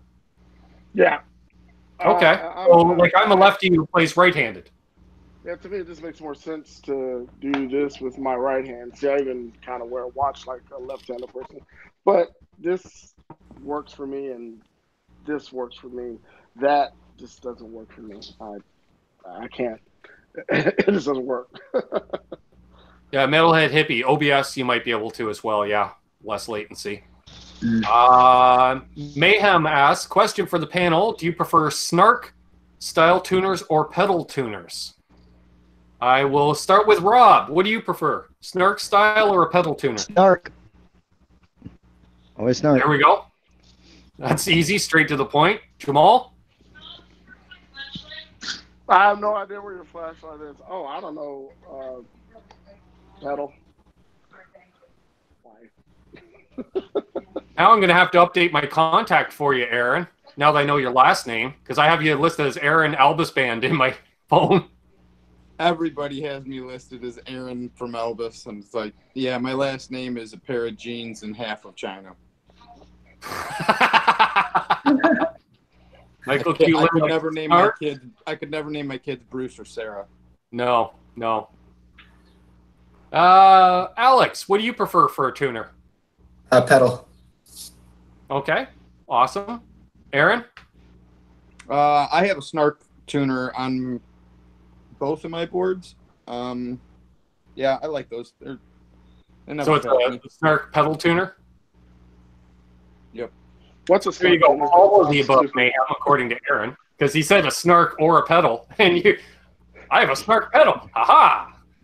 I will say Snarks are fine for around home, but the clip-on headstock tuners suck on stage.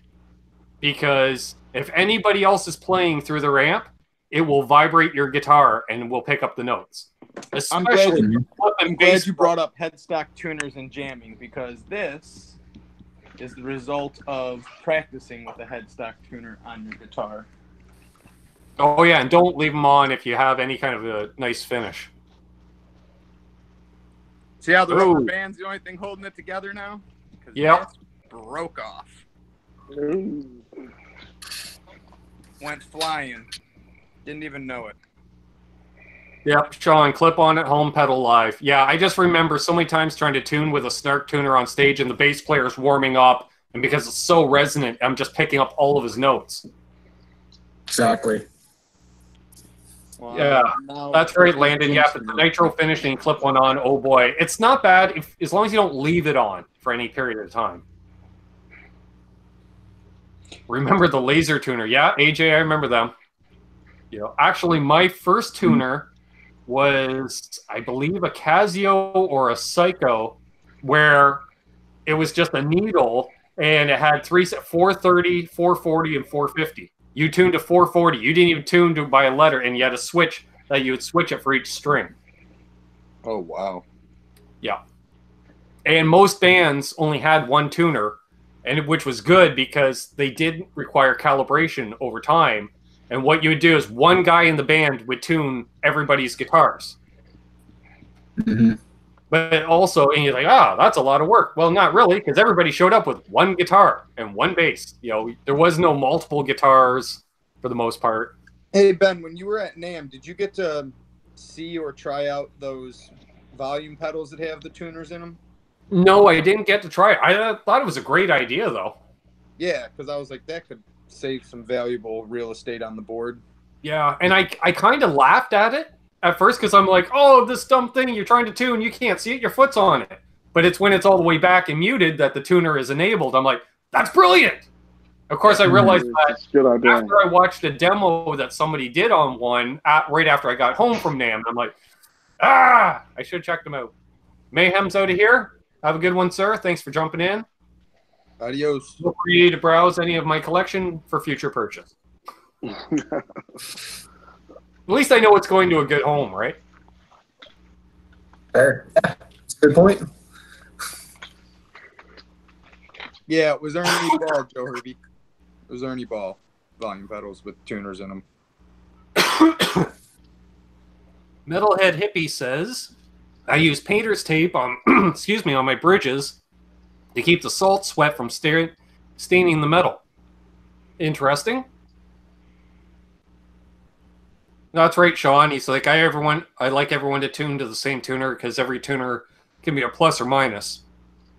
I can see that. Fortunately, Richie and I use tuners made by the same company, which kind of helps.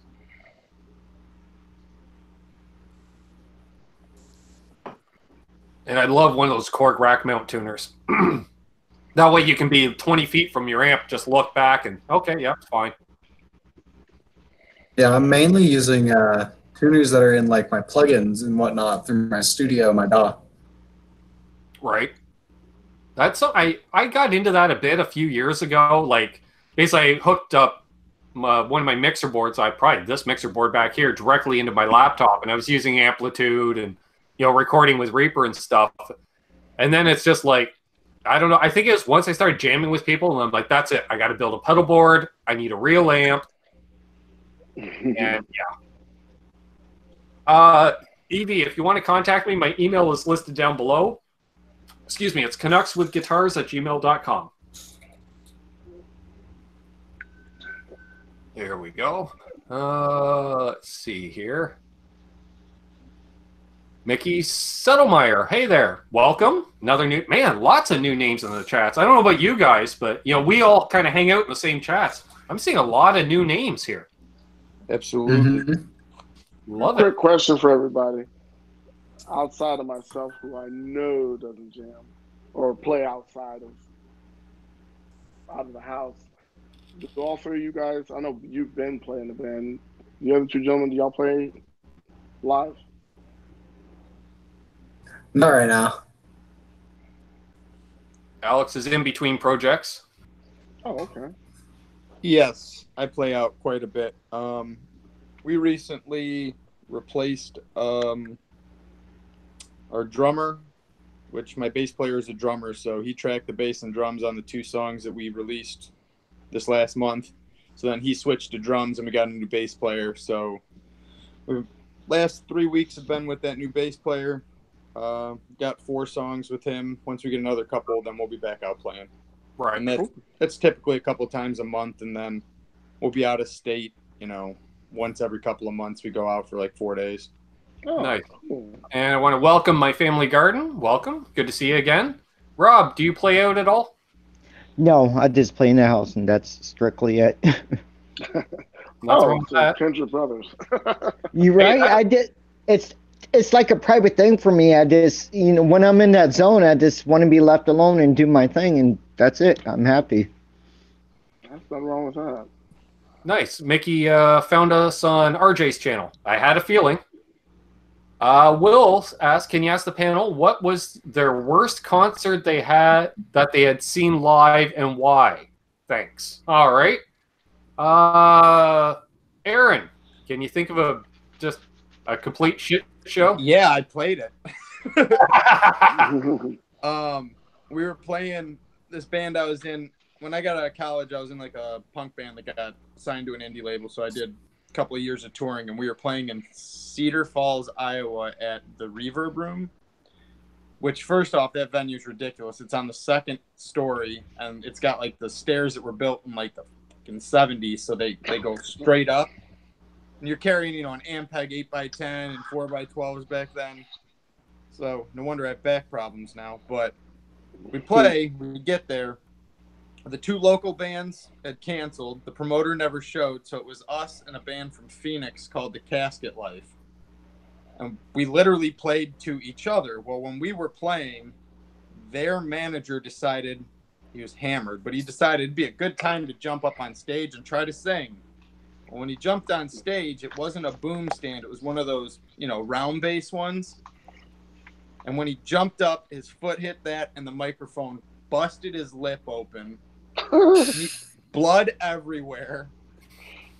Had to get stitches. I mean, it was just, not only did you get a big loud thud in the middle of our song, but then you've got, screaming and blood everywhere. And we're looking at each other like, who is this asshole? Like, bleeding all over our set, And I mean, then to make matters worse, like, we had to split since the promoter never showed up, the guarantees weren't honored that were in our rider. So then we basically split what little money the bar got in. So then we had to join forces with them and get a hotel room, which I promptly was so drunk I got locked out of and had to sleep in the van. That was an abortion from the get-go. Yeah.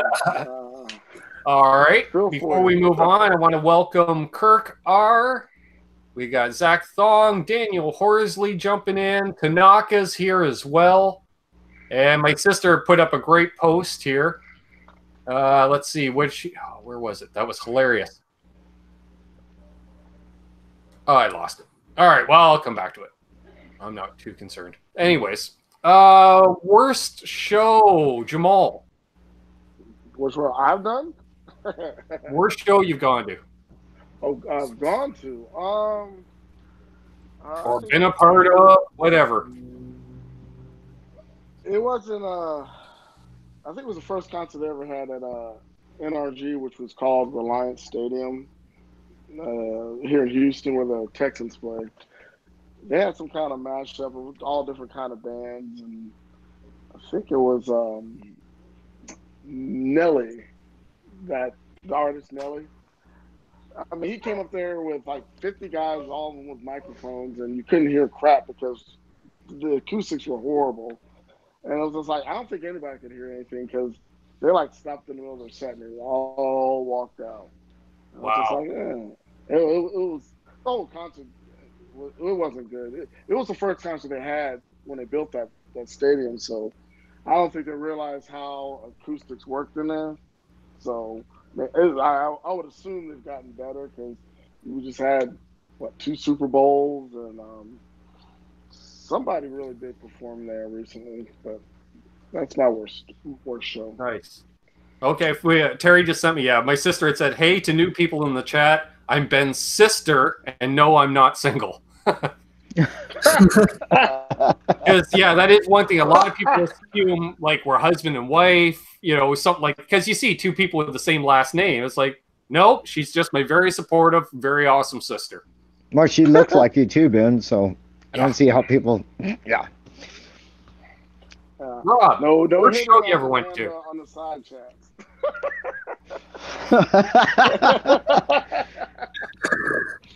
Okay, almost had beer come out of my nose on that one. Rapoport, Scott Connor, hello. Yeah, exactly, AJ. That's the cherry on top. I think the worst concert I've been to was a tribute band to Pink Floyd in Fantasy Springs, California. Oh, yeah? They sucked. Fair enough. How about you, Alex? I've noticed at this festival in California called Aftershock, a lot of the opening bands and beginning bands throughout the beginning of the days and stuff, they're all the sound always gets messed up with them every year. Okay. Brett McCord and Brad Miller. Brad Miller says he's just dropping in for a minute. That's awesome, Brad. Thanks for jumping in. Sean Marie's leaving. She's off to dinner. Enjoy dinner. I will say, I don't know if it was the worst, but let's go with oddest experience. So I was up in Oshawa, Ontario.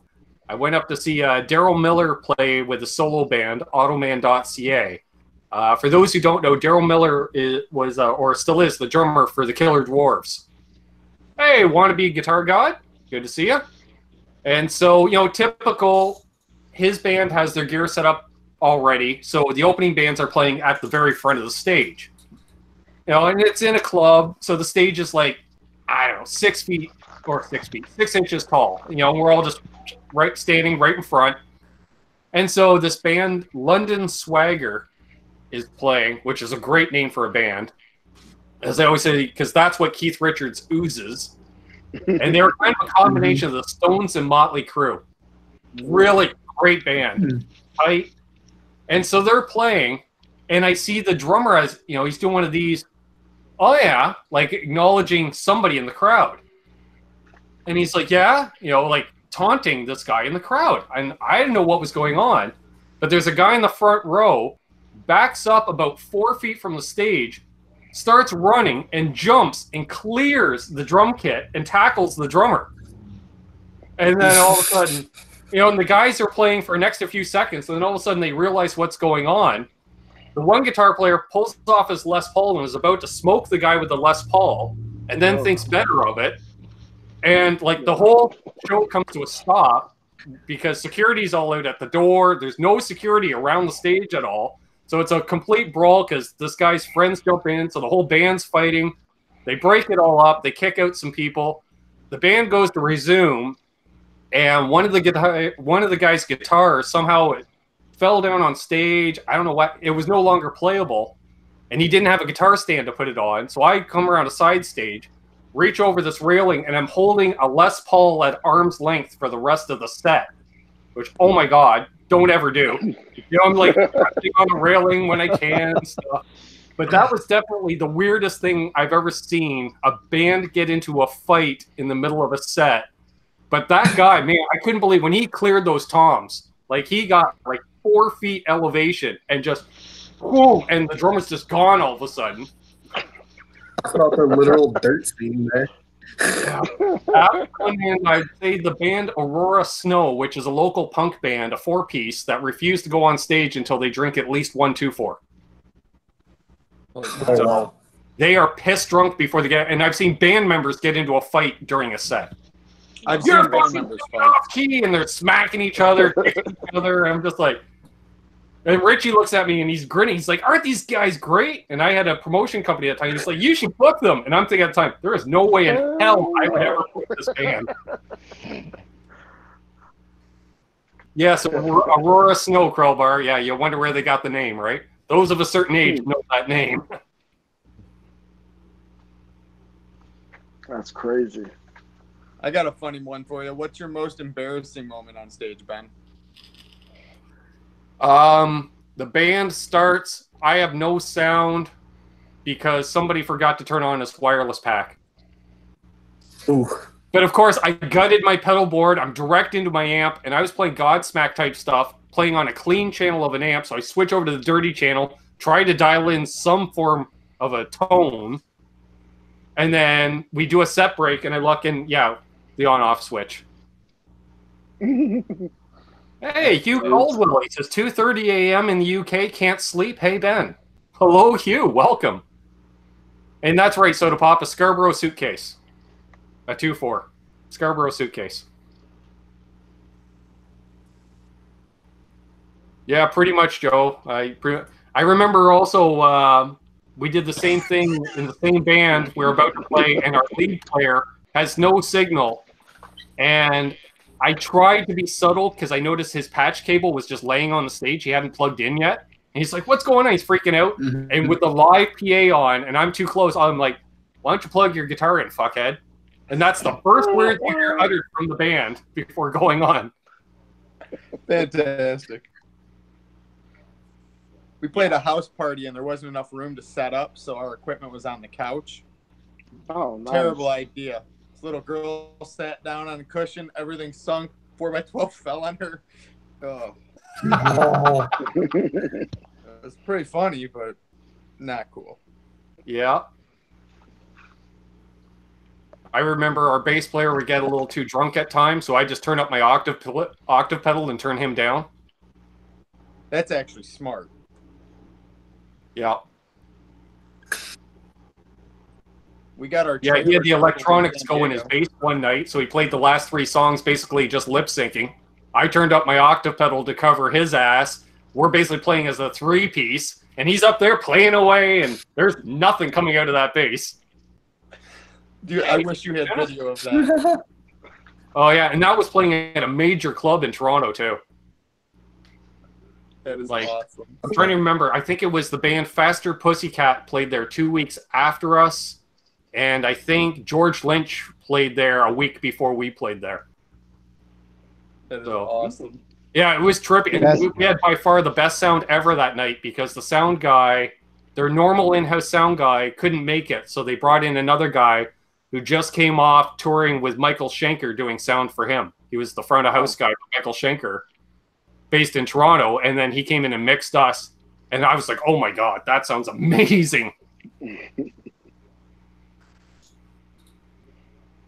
Yes, Terry, I do wish I had one of Glenn Fricker's bass player T-shirts. Except it wouldn't say your bass player; it would say my bass player. Which he, in eventuality, when I left that band, I basically put the ultimatum to the rest of the band. I said either he goes or I go, and I knew they were going to fire me, which was fine because I was looking to get out anyways. Because I was the second guitar player, and we rehearsed at the bass player's house, so I knew they were going to stick with him, and that was fine with me. So. Like, well, you have fun, boys. And then 3 years later, I played a show with them. They did not play a single song that I hadn't played with that band 2 years previous. And most of the material they were playing when I joined the band, like 5 years before that show. And they're like, I don't understand. Nobody's into us anymore. I'm like, learn some new material? Yeah. You can only roll the oldies so long, and then they become old. Yeah, I was sick of playing the material. I know that. So I have damn near fallen off stage more than once. Crowbar, we can go with that too. Now, in fairness, I used to play without my glasses on and drink fairly heavy, so not a good combination. I used to hold a good old and just turn my back. Turn my back. Yeah.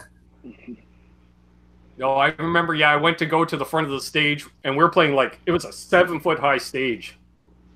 And I go up to do a lead part, and I'm walking up, and all of a sudden I feel this hand on my shoulder rip me back. And it was my singer. He's like, do you want to break your neck? Because you were just about to walk right off the front of the stage. Well, at least I was paying attention to you, Ben. Yeah. I mean, yeah, I bet Dave Grohl wishes somebody had grabbed his ass before he fell off the stage and broke his leg. Exactly. Oh, Right. yeah. Oops. He Thank you, handled Terry. that really well, though. We've got 50 people watching and 55 thumbs up, so that's pretty impressive. Yeah. Congratulations. Golf clap. Thank you. We got to thank these fine folks in the chat. As I'm pointing to the chat, folks, for those who don't know. You guys are great. It's awesome. I'm looking back and forth. I was trying to put it on my computer, but it's just easier just to do it on my tablet. Yeah, I'm doing it. My hangout tablet. Yeah, I hear you.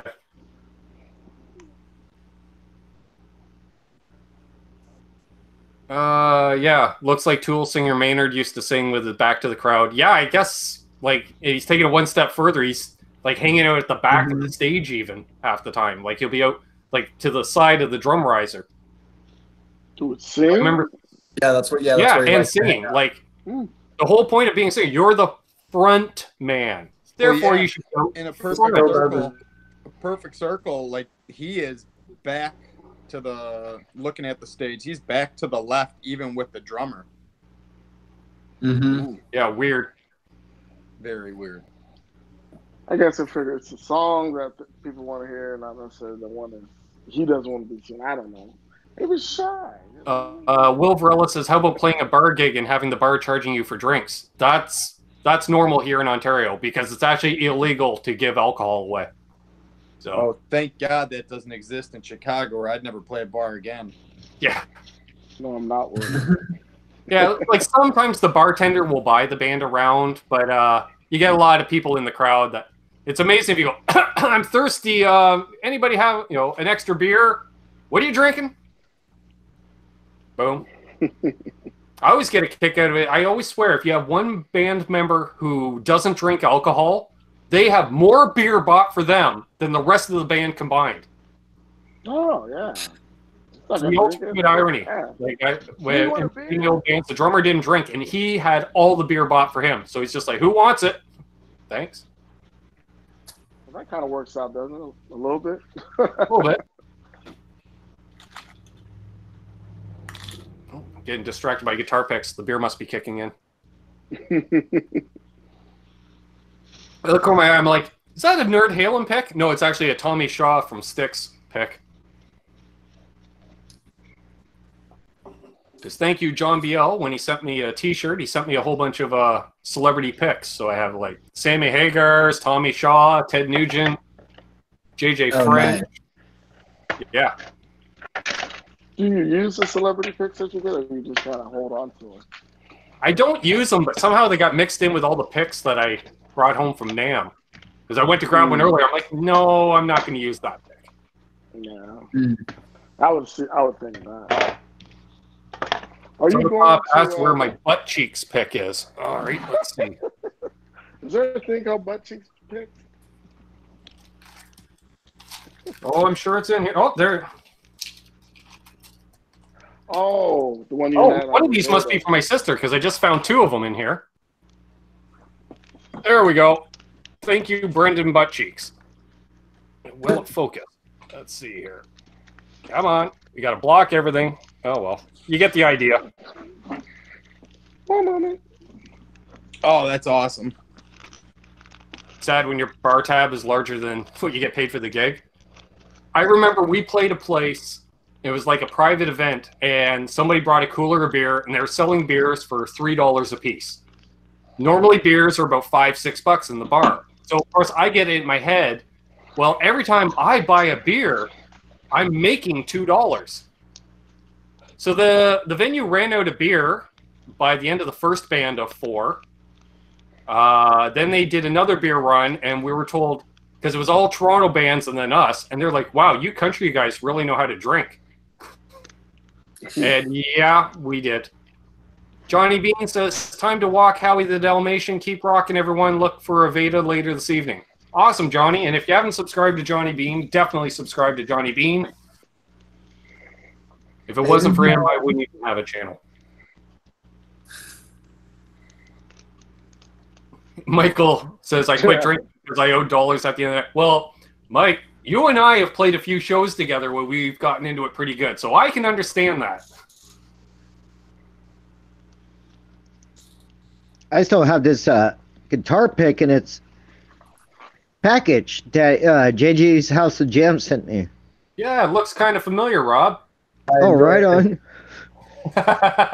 This one's really special, so I'm not going to use this one.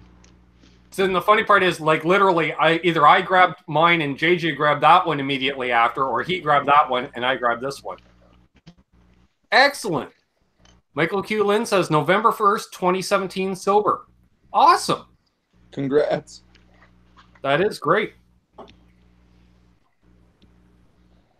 I rarely drink. I might have maybe 2 beers tonight. I usually only drink now when I'm either gigging or doing one of these hangouts. And y'all know why I don't drink? Because I'm always at work. Yeah, because you're always at work. Yeah. And honestly, Jamal, we appreciate our luggage arriving with us. So please, don't imbibe during office hours. I ain't taking a random P test. Nah. I've been there too long to sit there and ruin a good thing. Exactly. Man, plus I afford this wonderful, that job affords me to get all this wonderful stuff. Joe Clay says, do more hangouts then. We do a hangout every Sunday, 8 p.m. Eastern start time, Mondays at 8. I do the big show with Richie, Canucks with Guitars. And then I'll also go live randomly here and there, except for this month. It's a video every day in April. So with you traveling, Alex, have you been able to keep up on your Vedas every day? I'm trying, but I haven't because I'm making this gigantic compilation video for Vegas. Okay, so you could do a Veda spelled V-A-E-D-A, vlogging almost every day in April. Yeah, that's what I was thinking. It's something like that. Or like if I know I'm going to be busy for a couple of days, I'll just post, like 3 videos and have them all queued to get published one at a time. So exactly. Crowbar says I have a problem with too much blood in my alcohol. And that's why we love Crowbar. Nothing wrong with that.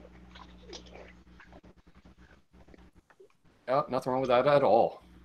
And I'm just trying to think. I did have to do some movement on scheduling, so I might as well mention it now.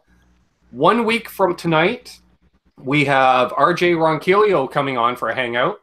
So I'm sure Novo guitars will be discussed, Aaron. Dude, RJ, a fucking wicked player. His is. His channel's great, and then I love the fact if you watched when he went to do his custom Novo, they said don't show the new model, and then 2 seconds later, he's talking. He's got the camera, and you can see the new model right behind him. Yeah. So I'm sitting there, and I'm like, "Ooh, Novo's gonna be pissed about that." Yep. And let's see. 2 weeks from tonight will be the May roundtable that falls on Cinco de Mayo. So I'll probably be drinking Corona beers that night, and that'll be myself, Terry's GG&G, Guitar Hack, JJ's House of Jams. Jeez Louise, why am I forgetting? Let's see. Guitar Hack, Terry, JJ. Oh, and Quentin James is now a member of the round table. Oh, Lord. So that'll be fun. The next Sunday is the 12th. I had originally booked a guest, but I realized it's Mother's Day, so I'm going to have my mom on. So she's worked at a bunch of music festivals over the years. She's gone to a bunch of concerts, lifelong music fan, married a musician, has a son who's a musician, a daughter who's becoming a musician. So I thought that would be fun to do. And then, let me think, May the 19th, I believe, would be the next May. We have Rob Welch, owner of Tessie Switch, coming on. Nice. So we'll be talking to him. And then possibly June 9th, unconfirmed, we have Adam Reaver from F-U-Tone coming on. He's got an Amanda tattoo. Looks this. Rob's a big fan. Do something, Rob. You got to say something, Rob. He came up big on screen.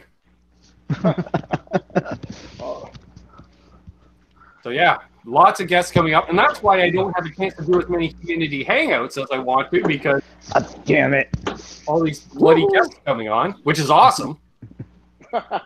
See, you show the tattoo, and my sister puts "Be right back."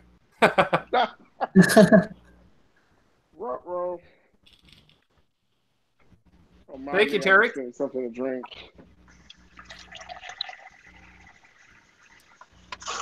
Will Varela says I'm too old to plan that far ahead. Yeah. Well, it was funny because last week I had Texas Toast Guitars on, and they're like, "You got to come on our channel." I was like, "Oh, well, you got to give me plenty of notice because I book up to 2 months in advance." Speaking about got a question advance, Ben, are you going to Summer NAMM this year? I wish, but no. Unfortunately, with I lost my day job shortly after Winter NAMM, so this in the band is my gig right now. I am looking to pick up a day job. So what if I drive you down with me and give you a place to stay for free? I would be down for it. All right, we'll talk. Okay, fair enough. That's fair cool, enough. man. That is cool, man. I can't say no to that. In the way, then. Have you been in Summer NAMM before? No, I hadn't been to any NAMM until Winter NAMM. Okay. And that all came about, what? I'm trying to think, right about a year ago. I'm thinking, you've been around that long, Jamal. I was doing a hangout with Michael Smith last year, and he's like, "Are you going to NAMM?" I said, "Dude, I live in small town Ontario. That's a pipe dream." And JJ was on the hangout too, and JJ's like, "Well, you're staying at my house, brother. You just got to get out here. I'll pick you up at the airport and drive you around." And then it was Michael Smith that said, "Start a GoFundMe." And he kind of winked at me. He goes, "Let me know as soon as it's done." So I set it up, and he put a donation in right away. And then fortunately, all you fine folks were generous, and you guys donated enough money for me to go to NAMM. It covered my airfare and food. And I chipped in some money as well. But yeah, it was great. I might try to. And I do know the Tone King was egging me on there, Aaron. A few weeks ago, he was live, and he was talking about going to Summer NAMM, and he's like, "Ben, are you going?" I was like, "Dude, I can't afford it." He was like, "Oh, come on, you got to go." And I'm like, "Okay, this is a trip when the Tone King is egging you on to go to Summer NAMM." I was like, I would never have guessed that a year ago, starting this channel. Well, you came a long way. A year ago, I didn't know you. I mean, you figure I found the channel, maybe 2 or 3 months ago, and I immediately was like, man, I love the community this dude's got going on. Yeah. And now we text. Yes. That's right. That's cool. It is a great community, and it really blew up right around NAMM. Like, because I think when I went to NAMM, I was a little under 700 subscribers. And then the Sunday of NAMM, Phil McKnight gave me a big shout out. and then meeting people obviously, and then it was like boom, boom, boom, boom, boom. People are finding me, and I got up to 1,000 subs a little over a month ago, and again, now I'm up to like 11 something. I don't know. It used to go up like you gain 2 subs a day and lose 1 a day. Now it's I gain 8 a day and lose 5. Or something. So weird that way. That's cool though. And yeah, I've always been community based because the way I see it, I'm no better than anyone else. I'm the same as anyone else. I was just a guy who hung out in chats, and I got bored because nobody did anything on Thursday night, so I started a show. Yeah, y'all created like a Thursday, Monday, even a Sunday kind of thing. Yeah, and then the Sunday thing, I just started doing this out of boredom on Sunday afternoons, and then it turned into Sunday evenings for the convenience of having a guest on. And then all of a sudden I noticed like live viewers, I was getting like 80, 90 people watching live, almost a year ago. And I'm like, who are all these people? I'm like, do I have half my subscribers tuned in? This is crazy. But and it's just, you have someone on, you become friends, and you keep in touch. So like, Aaron and I text with the Tone King. Steve from Boston and I usually touch base every month or so. And it's just, because we're all just people, right? Yeah. You're friends with that crazy German who was actually the first YouTube guy that I ever subscribed to like 3 years ago. Yeah, yeah. Well, and that's the thing. I always thought, you look at it almost like late night talk show. And so to book a guest on, it's like, well, what do I offer the guest? What do I bring to the table? But Henning was actually one of the first people. I think he was on the first time like last June or July. And he was like, no, I don't care if you have 1 million subscribers or 1 subscriber. If you're a good person, you're a good person, and I'll hang out with you. You want to talk and about Steve from Boston told me the same thing. That guy can play the hell out of the guitar, and he's so modest about it. Yeah. Yeah. I own 2 of his shirts. One of them is right there. It says "Because Penis." Nice. I wear it in public, and you should see the people that stop and they like read it, but it's backwards, the penises. So then they're like PENIS, and then it's like they sound it out. Penis. Phonics works for me. I wear that at Guitar Center. That's one of my. I actually took a picture of myself because he was on the last time he was on your channel.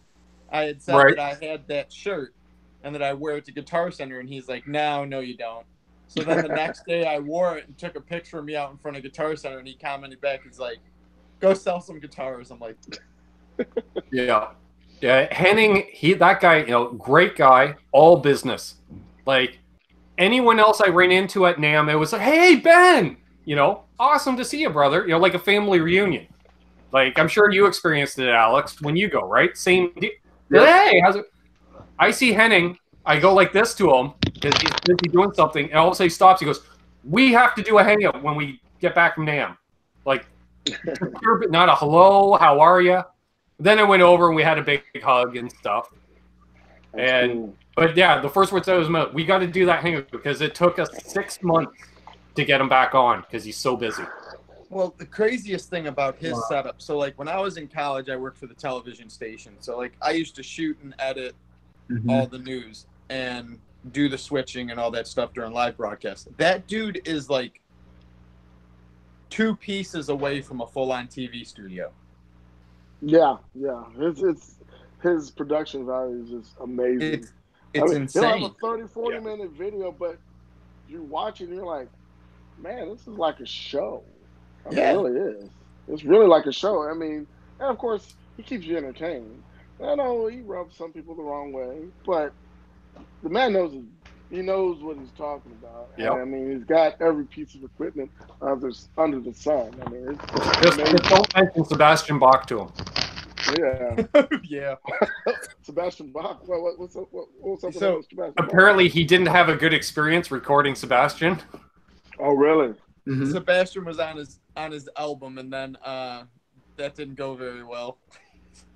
And the funny part is, I knew that they had worked together. That's all I knew. I didn't know of any dislike or anything. And I wanted to talk about Sebastian Bach because he grew up an hour from me.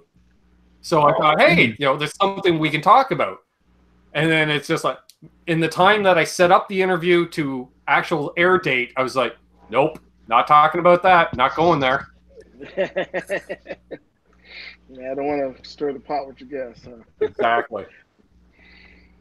There was actually some video I saw the other day, just one of those recommended for use on YouTube, and it was like top 10, rock stars who are actually pricks in real life. And I think I watched that. Yeah, he was on it. He was on it at like number 3, and I was like, well, good shot. Give an example. When you mentioned the name, I was like, what is so special about it? Okay. And it's kind of, he seems a prima donna. It's pretty easy to get along with. So if you're not getting along with Henning, chances are you've got some problems. Yeah. And I should give a shout out to ChinaGuitar Sceptic as well, as he actually found me first and subscribed to me, and I was like, oh, that's a cool name, ChinaGuitar Sceptic. Like I'm watching a replay of a show. Well, click on his name, right? And I look, and he had at that time like 20,000 subscribers, and I'm like, what the hell is he watching me for? And so I touched base with him, and it was actually during GitCon. I remember we were broadcasting from the music store, and I'm like, yeah, GitCon's going on this week, blah, blah, blah.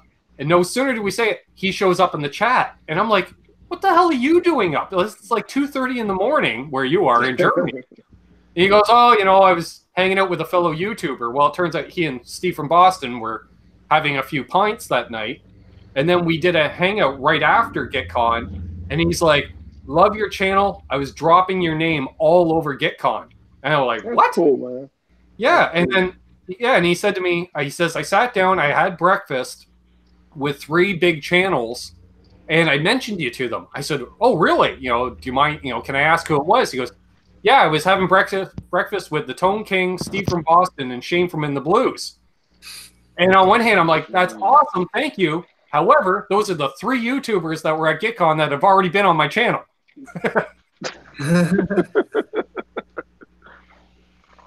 Yeah, I was glad that you were able to get Sean on, after I had suggested that, because he's another channel. I found him through Henning, and then probably, I don't know, again, maybe like 3 or 4 months ago, he was one right around the time that I found you that I was like, man, I really enjoyed this guy in his live streams. And then I was like, these two should get together. And then you messaged or left a comment that was like, Aaron, I got something for you. And then that night you guys were together. It was awesome. Yeah, that I remember that. Yeah, because I found Sean, I'm going to say about a year ago, just hanging out in chats, I was like, oh, this is a cool guy, good sense of humor. Connected with him on Facebook for a year. And never, you like, post, comment type thing. So he was aware of my name to an extent. And then I forget, I had him on before NAMM once, and that was awesome. And he was super happy because, his channel size, it's in that weird size where it's like, I still consider my channel size amateur type thing. And he's right in that, I'm doing this, but I don't have a ton of subscribers. And he had picked up like 15 subscribers during our first hangout together because we hang out in completely different circles kind of thing in the community. I compare it to, like we have all these little sub-community, like you'll see all the same name, say one set of names with the Tone King. You see a different set of names with Sean Pierce Johnson. You see a different set of names with Steve from Boston or Henning. Like there's a certain amount, like say 20 to 50% of the same, but there's those other folks. And I compare it to a high school cafeteria, and each of these are little tables, and I realized if I hang out at the same 3 tables all the time, I'm not going to grow myself. And so I started, just checking out tons of live streams, videos. And when I asked Sean on, he's like, of course it was a success. He started going live, and that's how we met Aaron. I think it was the first time he went live, because it was for the first 15 minutes. It was just like, I think the 2 of us in the chat or something like that, because it was unannounced. And you and I, that was like a conversation between the 2 of us. I remember when he went to actually look at the chat, he's like, well, I'm glad to see that everyone's talking to each other. And I'm thinking, by everyone, you mean me and Ben, because we were literally having a conversation. Yeah, and we just hit it off immediately. I remember it was something like, whatever it was, I'm like, yeah, that's awesome. And we just hit it off. And then it was, right at that time, you're like, hey, you need to get Sean on. and you're again new to the channel. And it's like, well, I did have them on once before, but I hit that 1,000 subscribers that weekend, and I thought, and I changed it. It was going to be a community hangout like this, but I hadn't invited anybody on yet, and all of a sudden I hit the 1,000. I'm like, screw it. Actually, no, Michael Smith was scheduled to come on. That's right. And I was like, dude, I want to open it up. I hit 1,000, and he's like, oh yeah, and because he's such a huge supporter, and I'm like, Aaron, made it happen. And you're like, dang, buddy, like that was like 24-hour turnaround from the first. That was inside of 24 hours. That was awesome. Yeah, because literally it was funny because I was all that weekend I'd be hanging out in a chat or watching somebody and immediately messaging them or emailing them, hey, do you want to come on Sunday night? Hey, do you want to come on Sunday night? And my God, that was a cavalcade of stars that night between who came on camera and even folks just jumping in the chat. That was to this day, I've probably been, I don't know, watching stuff on YouTube for 4 or 5 years, and that was the longest live hang I've ever seen. 6 hours. That was incredible. Well, we can thank Robert Baker for that, right? Because he's like, it's not a real stream unless you do 6 hours. He went live a few days later. I'm like, you're going 6 hours, right? Because it's not a live stream unless it's 6 hours. He's like, shut up, Ben. Shut up. I left and was like, hey, I'm going to dinner with my dad. And then, got back on an hour and a half later. And I'm like, hey. And you're like, I thought you were going to dinner. I'm like, I did an hour and a half ago. You're still on. Yeah. I was feeling a little tender the next morning. I remember that much. So. Soda Pop says, who's Rob Baker?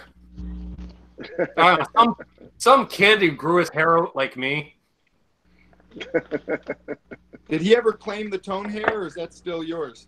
He actually, it started with him, and then Lionheart Whitemane started mentioning it with me too. And I kept bugging Robert about it. I'm like, are you making the shirt? Are you making? Because if you're not making the shirt, I will.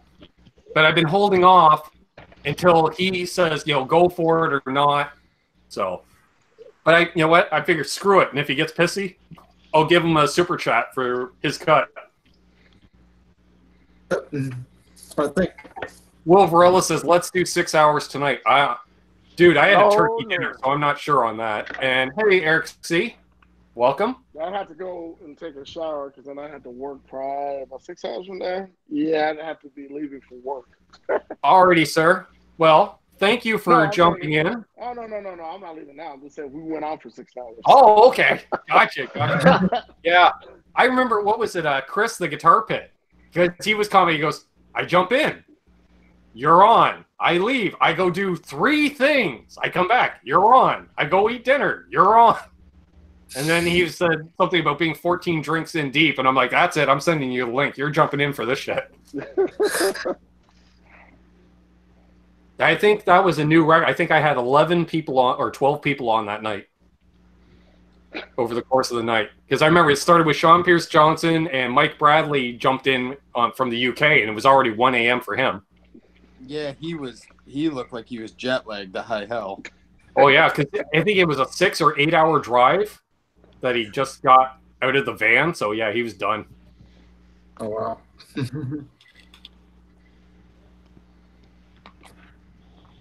Everyone's saying hey to each other. So Hugh Caldwell, 6 hours, I will be in rehab.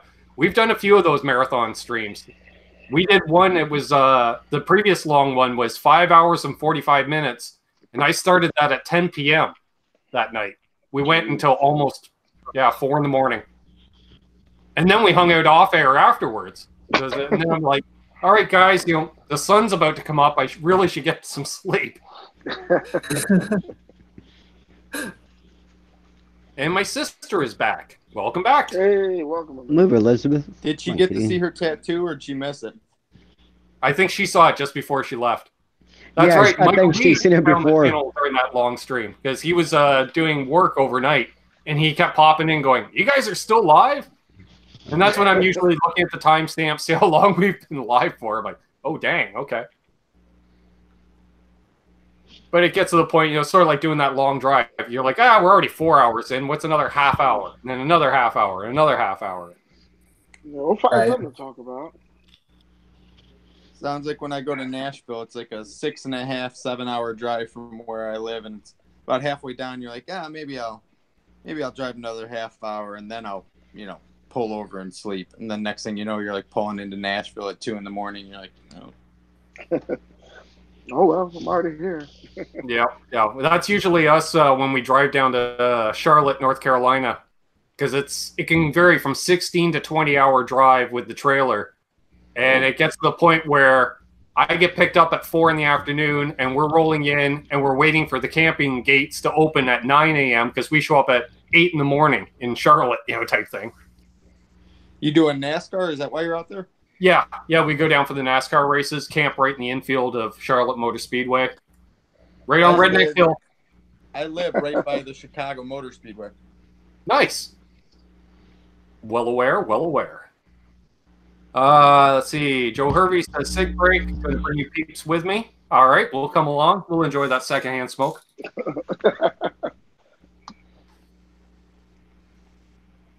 I was like, did I crack a second beer? I did crack a second beer. Good. Uh-oh. No, are you saying something about being left-handed and playing right-handed guitars there, Ben? Yep. That's me. Which I think it makes sense, because that way you can use your dominant hand for all the lead work instead of your dominant hand playing rhythm. That's how I feel. Well, I'm left-handed also. Exactly. I got right-handed guitars, so. I'm left-handed. I play right-handed guitars. It's pretty common. We're the opposite gang. Cheers, Phil. All right, now I'll take another swig. Well, we're what? 2 hours and 15 minutes in. Nice. Wow. It's official, Ben. You forced me to drink. I'll be right back. Fair enough. I'm drinking soda. Can't let the man drink alone. That's bad etiquette. Metalhead asks, anybody using a multi-effect system? I use a Zoom G5N. I don't use a multi-effects myself. I'm too much of a snob. Snob. Well, it's not so much like I don't like multi-effect systems. For me, I like the distortion from one company. I like the chorus from another company. And until the Helix type setups came out where it's universal, where you got everybody's pedals, I couldn't commit to one company to use their effect types. Like Boss would be pretty much the closest. I can find some good distortions from Boss. I love their chorus. They make decent delays. If they can make a phaser pedal that doesn't sound like ass, I'd be all over it.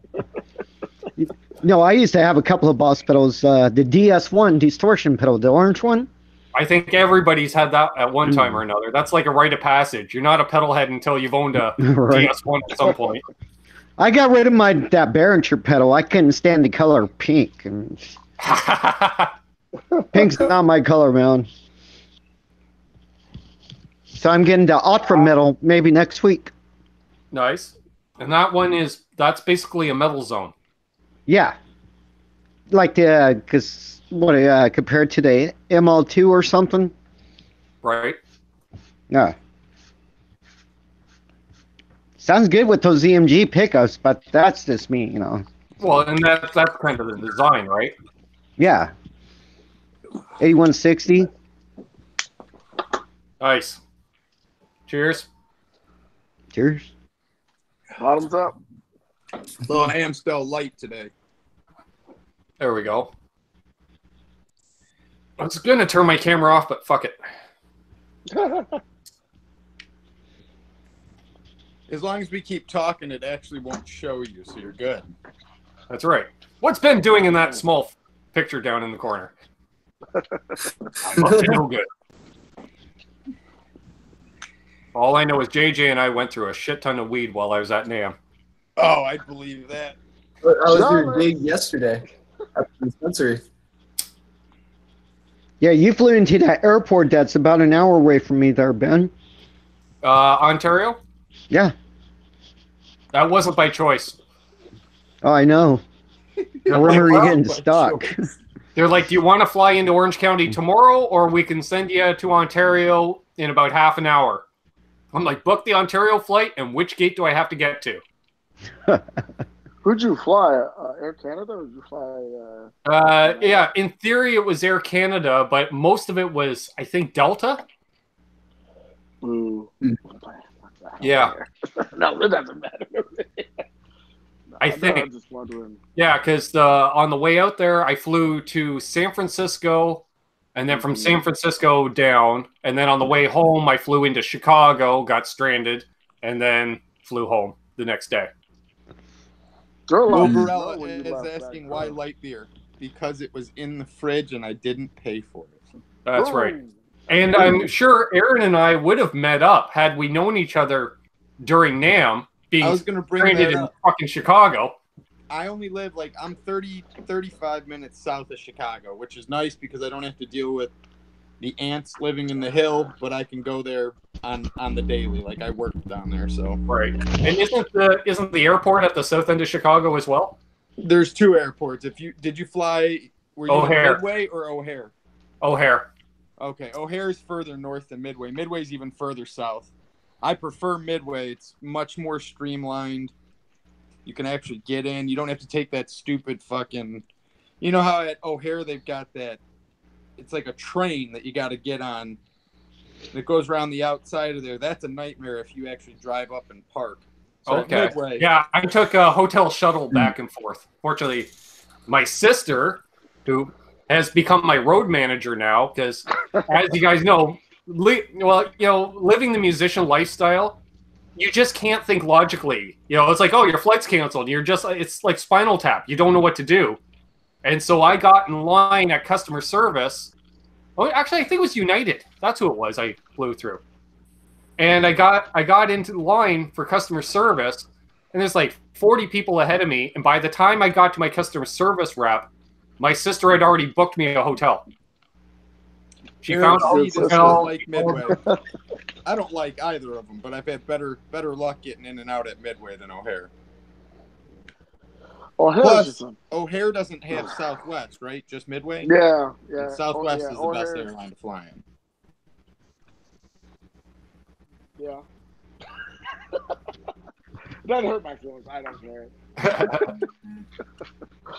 All I knew is as soon as I got on a flight that didn't say Air Canada, I'm like, I wonder if Jamal deals with these guys. Actually, we used to do the groundwork for Air Canada a long time ago, but I was on the continental side of United. But we all code shared. So. Well, I think the funny part too is I remember when I was flying out to California, I'm getting messages from like Terry and JJ because people are going live like, hey, I'm stranded here, or my flight's canceled, not making it to NAMM today. And I somehow was like one of the last flights out of Toronto before that got shut down. And everyone's like, wow, you made it? I'm like, yeah, but we don't know what's going on here, and sure enough, yeah, when I got off the plane in San Francisco, I'm like, where do I go to connect to this flight? And like, yeah, that one took off 3 minutes ago. Like, oh, now what do I do? And I'm thinking, well, I know Johnny Beane lives in the greater Bay Area. I suppose I could call Johnny. Because I didn't know you either, Alex, at the time, right? Yeah. Yeah, I think, well, I might have seen your name in a chat, but that's it, type thing. Like, we'd say hi to each other, but it's not like we even really interacted much, unless it's like, yeah, you have a Telecaster question, or something like that. I just realized that's the Alex Radford I was talking to on the chat, like, a week ago. Yep. Probably. Yeah, I was under my band account, so it was Albus Band. Mm-hmm. Yep. Yeah. Holy shit. Weird. Small world. That's why I do these community hangouts. Now, where's everyone at? I know Alex, where are you at in California? It's a North Bay of San Francisco called Roanoke Park, the Santa Rosa area. Yeah. I've only played Southern California. Hermosa Beach, Laguna Beach, San Diego. I know we got our trailer totaled in San Diego. That sucked. Oof. Dude, I'm 2 hours from San Diego, bro. Oh, yeah? Yeah, Hammett. There you go. And then, obviously, Ben's in Canada. Yep. Where's he at? Mr. Airline, where are you at? Jamal. Houston, Texas. Oh. I wasn't going to answer because I always forget if Jamal's in Houston or Dallas. I'm like, I know it's a major city in Texas. Well, he could probably answer this question because everyone keeps telling me I need to get down to Austin because it's totally. Austin is awesome. Is it? Austin is awesome. My sister she was in town for the weekend. She's been in Austin ever since she started going to UT. It's a cool music town. Any chance I get a chance to go up there, I try to. Nice. You know, it's really cool. It's like being in California, but you're living in Texas. Is Austin where they do South by Southwest? Yeah. Yes. South by yeah, Southwest, we were supposed to play that in City. 2004, and our drummer broke his arm. That sucked. Oh, that sucks. Yeah. Yeah, what isn't if everyone wants to in the chat, let's see where everybody's from. I always like doing that every once in a while. I see RJ's up by Chico, California. Metalhead Hippies in Alaska. Mickey Stellmeyer grew up in Ventura County. Nice. Very cool. So we'll see who. The text variety. Where are you from? Joe Clay out of Columbus, Ohio. Eric C's in Illinois. Brian Landreth in Marvel, Arkansas. My sister in Plainfield. Zach's in Oshawa, which is an hour that way for me. Long Island, New York. Oshkosh, Wisconsin. Plattsburgh, Virginia, home of Virginia Tech. I've driven by there enough times because the interstate's right near there. Cisco, Texas from Danny Alexander. Mickey's currently in Eureka, California. Todd Flowers is in Florida. That's right. Spokane, Washington. Bobby's in Toronto, or as we just refer to it as the city.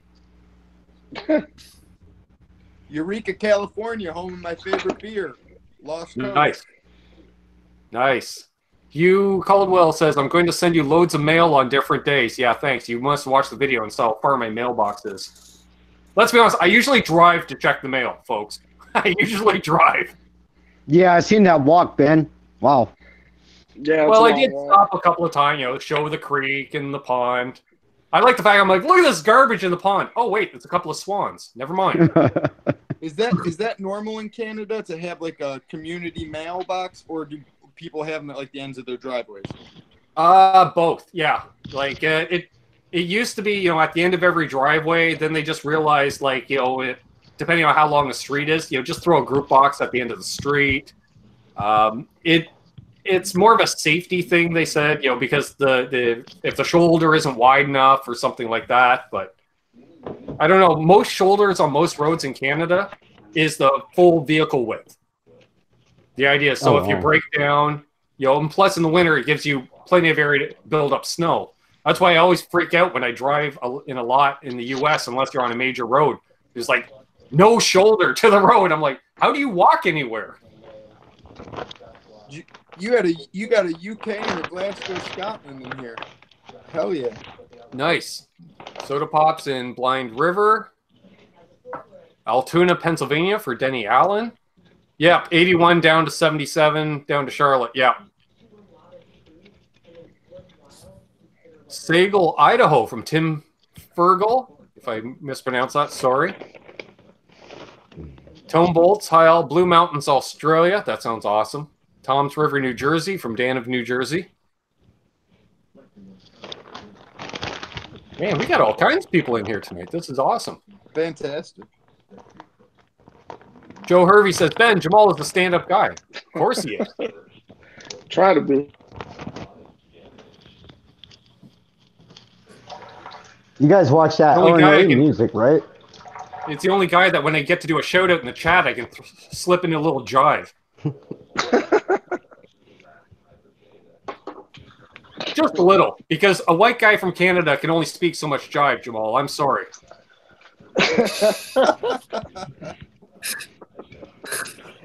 Funny. Hey, Ben, you watch Ryan from R&A Music, right? I do. Yep. Nice guy. Super nice guy. I should probably do a hangout with him at some point. A few people have mentioned I should get Ryan on. Oh, yeah, most definitely, man. We've done Ike from Flipside, so it can't be any worse than Ike. Haha, Ike, if you're watching. Have you ever seen that YouTube channel? What is it? Guns and Guitars?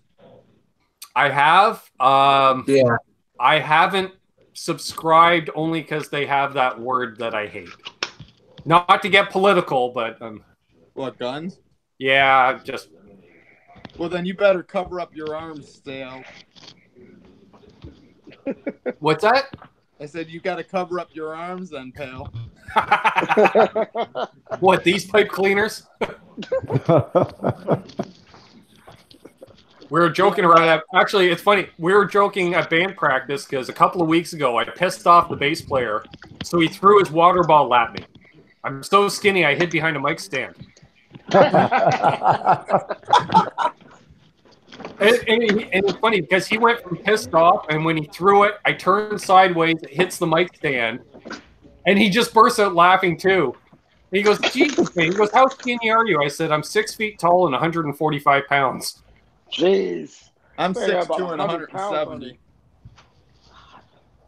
Y'all making me feel like I'm just obese over here. I'm 5'7". My sister says, "Stick around, 178. new peeps. You'll like it here. It's a great community."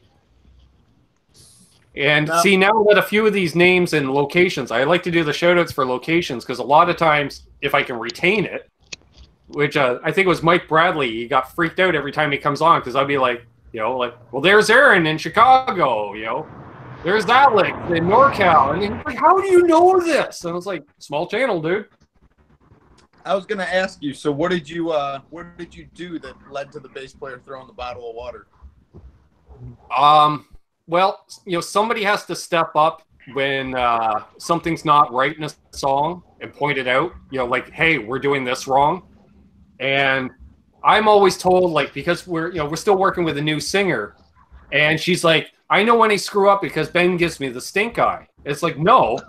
When you don't come in after a solo, I'll look up, and I'm going to make eye contact with you to let you know that, anytime, jump in. We've gone through the chords, 3 times now, jump in. Yeah. And I was like, at the end of a song, I'm like, yeah, you actually need to pause just a little bit longer before coming back in. And Larry's like, "Wow!" And he's like, "Make it your own." It's like, well, if we've been playing it as a band this way for 2 years, I'm sorry, the new person needs to figure it out how we do it. Because I play 90% on muscle memory. I'm an old dog. Don't try to teach me new tricks. And so, Richie says, Richie formed the band kind of thing, but he says he's not the leader. So I kind of refer to the two of us as upper management of the band because we don't have a leader. But I do the majority of the bookings, and it's just because, you're so passionate about the band, I want to make sure things are done right. Mm-hmm. So I spoke it up, and he got pissy about it. Where were you guys playing at? You posted a picture the other day. You had like the PA loaded out and everything. Where was that? Oh, yeah, that was just at my storage unit, loading up the PA. I was supposed to play at a dispensary yesterday for 420, but it was raining. So we canceled the gig. I told them, like, the bass player wanted to play it. They want us to kind of play just on a covered walkway in front of the store. But it was like maybe 6 feet wide at the most. And I'm like, dude, where am I going to put my pedal board and my amp and stand and be sheltered from any rain? Not going to happen. Yeah, it's a good idea until your $700 freaking amp is shit on and your pedals are all ruined. Exactly. Yeah. Like I think my pedal board's worth the better part of $3,000.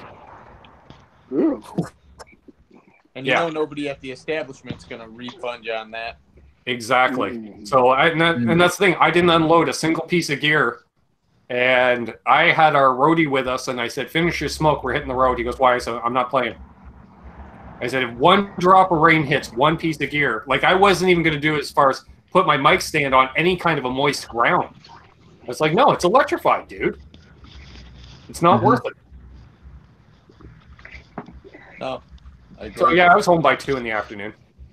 1:20 in the afternoon or something like that, which sucked because I missed the Tone King on Friday night and I couldn't over imbibe or anything like that. So because I had to get up like 8:39 in the morning because we're meeting up for noon to load. So I had all my gear loaded up the previous day except for the guitars. Threw the 2 guitars in the truck, picked up the roadie at like 11 a.m. and made the drive out to the reservation. This was out on a native reservation, so. Now, granted, I did take advantage of their 420 sale, which was 20% off weed. I have to get up early in the morning. And so yeah, I came back here, and then Absolute Mayhem called me because he was coming out. He was going to shoot video of the band, and all of a sudden I'm like, "Oh shit! I never called him to tell him we weren't playing, and he lives in another town." So then he's like, "Hey, what are you up to?" I brought my new guitar out, though that hollow body. He wanted to show it to Richie and me, and he's like, "Yeah, I just came from there." Blah blah blah. He goes, "What are you doing this afternoon?" I'm like, "Well, clearly my schedule's opened up." So he came over here and we hung out in here for a couple hours. Of course, every time somebody comes over, the first thing they look at is the wall behind the computer because they see this wall. They have an idea, but what's back? What's the fourth wall? I was about to say the fourth wall. I was going to say, I don't think I know what the fourth wall is. Basically, it's just an empty wall with 2 windows in it. Oh, okay. Yeah, because my workbench is about a foot away from the wall. Because that way I can prop my phone up on the windowsill and shoot repair videos. There you go. That'll work.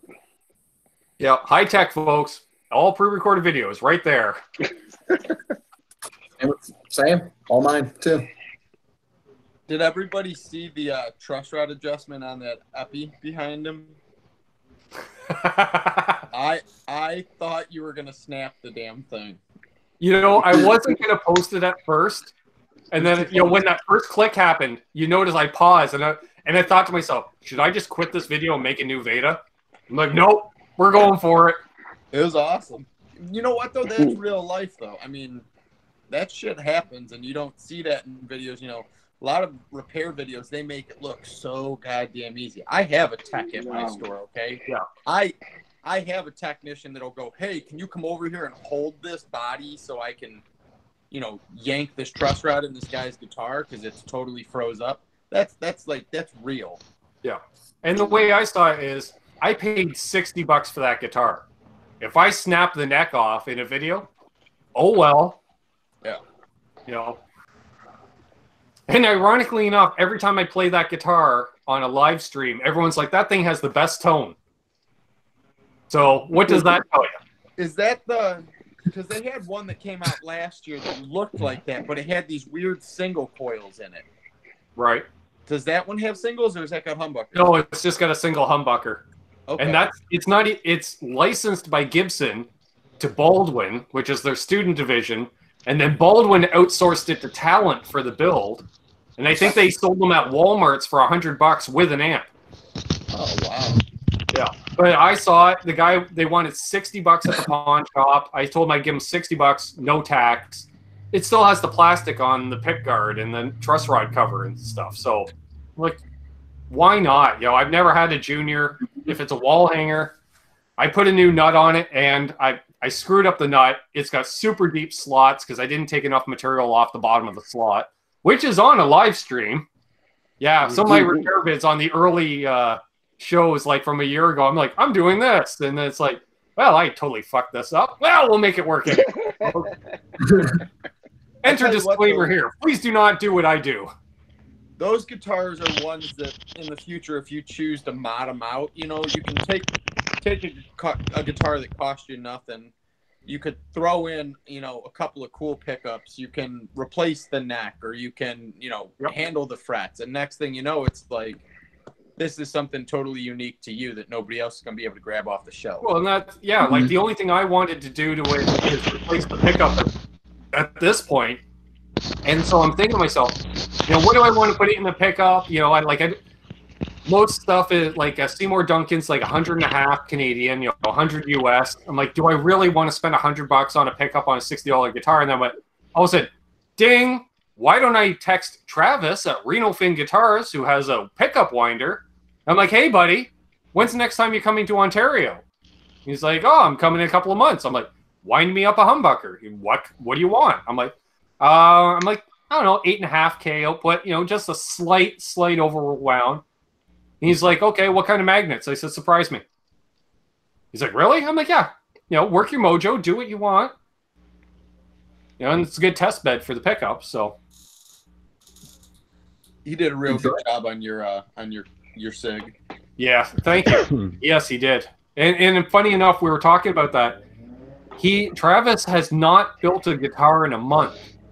And I'm like, what? I'm like, dude, have I, turned your business to shit? And he goes, actually, I can't keep up with my pickup orders. And he bought that pickup winder because he was trying to keep the cost down on my build. And it was cheaper for him to buy a pickup winder than to buy some P90s that's a one-off, because he figured if I make half a dozen sets of pickups, it pays for itself. And now he can't keep up with the orders. There's 2 Vancouver guitar builders that are using his pickups now. And a couple of bass players in Victoria, British Columbia, are in talks with him designing pickups for their basses. And ironically enough, you guys wouldn't know the band, but there's a band around, I'm sure some of the folks in the chat would know, late 80s, early 90s, called Boot Sauce out of Montreal, Quebec. Alternative band. And so I get a message from Travis. He goes, hey, the guitar player from Boot Sauce is looking at your stuff. And I'm like, what are you talking about? He says, he's commissioned me for a custom build. I said, okay. And he's trying to decide on pickups. And I said, oh, yeah. So he pointed him towards my signature pickups, and he's quite interested.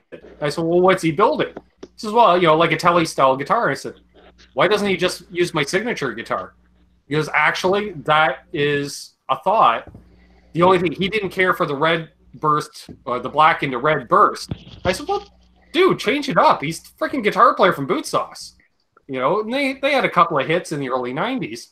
And so as I'm talking to him on Facebook Messenger, I get a notification on Facebook, and I look, and the guy's name is Perry Johnson. And I'm like, I don't know this guy, but I get friend requests all the time from YouTube.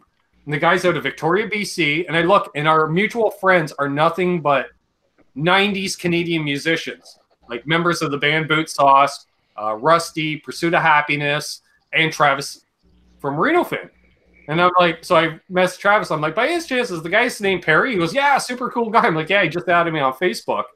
Because ironically, in the world of small worlds, their band was based in Montreal, 4 hours east of here, but their drummer is from my town of Trenton, Ontario.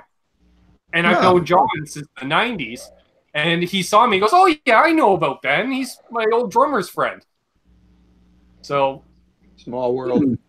It is. It's Small crazy. world. Mm-hmm. I want to point out that Will Varela might be the funniest person I've ever met. Will, He's killing it in the chat. He's killing it in the chat. Soda loves Boot Sauce. See, Soda, Canadian, he knows Boot Sauce. And let's see, he says, isn't Perry the singer? Maybe he was the singer, but he also plays guitar. So, yeah, it kind of freaks me out at that, because I'm thinking, I bought their album in high school, and now the guy's interested in my gear. Okay. That's cool. My ex was overwhelmed. That's why we are not together anymore. Nice. And yeah, Richie should have his Reno Fin guitar in the next month and a half, I believe. Travis is hand delivering it. What's that? Body shape. What body shape is he going with? Oh, I happen to have a photo. Oh, take that, Richie, and your secrets. Well, it's interesting because I'm like, so is this going to be your signature model? And he said no. However, this guitar here has serial number 001 because it's going to be the first Reno Fin production guitar. So I guess I'm making that announcement because that's not public knowledge. And he's going offset. I love Richie. Nice. Two P90s in a single coil. Here, I'll present it for a second. Turn down the brightness a bit. Oops. Well, you said Richie was a big Cobain and grunge guy, right? Oh, yeah. Yeah, me and Richie would get the hell along. Oh, yeah. He might actually enjoy my band. Oh, I guarantee you Richie would love your band. Actually, yeah, I got to make a point of sitting down with him and say, here, check this out. So here you go. That is awesome. And he even did P90s, my favorite pickup. Well, they're my signature pickups in it. And he just did them with a different cap? Yep. Awesome. Oh, and I love the block inlay on the maple fretboard. White block inlays. That is gorgeous. Yeah, so that is the Reno Fin signature or production guitar coming out later this year. And yeah, there's another local guy that when I got my guitar delivered, there was another local player that had one delivered as well. Mike O'Donnell, if you're watching, from the band Yesterday's Villains. And he's got another signature guitar that Travis is building him. So the guy actually flies from Victoria to Ontario to hand deliver the guitars to us. So any final tweaks need to be done, stuff like that. And we're already adding stuff. Like he's going to do a pick guard for Amanda's guitar, a tortoiseshell guard for her, and some pickups for me. So, yeah. And he's from Victoria originally, so. That is a good acquaintance to have. Mm-hmm. Well, and he was happy to work with me. Again, world of small worlds. Like, he lives out on the West Coast now, but he grew up around here, went to school with my sister from kindergarten right through grade 12. And when he was in 8th grade, you know, which is the age when you start getting involved with guitars, I was what called co-op, where you go out into the workforce and get high school credits. And I was a music teacher at my old public school. So I taught music to my sister's class along with him. And I'd take a guitar along with me to play during recess. And I showed him his first chords when he was first learning. And he never forgot that. So as payback, that's why he was happy to do my signature guitar at cost. He's been really good about payment plan. He's like, yeah, well, whenever you have the extra money, just send it out my way. Because I know it costs a few bucks to build my guitar as well as Richie's, because that guitar for him, that's his wedding present from me. That's awesome. Although I must implore Richie to end it before it starts. As a recently divorced man, I cannot endorse this engagement. She's a wonderful lady, I will say that. She's been around. I knew her before they ever got together for a few years. And let's say it's really helped Richie bring him back a bit because he was a bit of a wild child. And he's brought her out of her shell. So they've really worked out well together. And now, granted, was that Jamal and went, no. That was awesome. He sees it sounding frantic. Yeah. Well, put it this way. If you guys, you know how like every Canucks with Guitar show, Richie goes off on a rant for about 2 minutes, as we always call it Richie's rant of the week? Yep. Well, it's a good thing Rich doesn't drink alcohol anymore, because when he would drink, that was normal Richie for like 4 hours. Just a mile a minute, just ranting away. Yeah.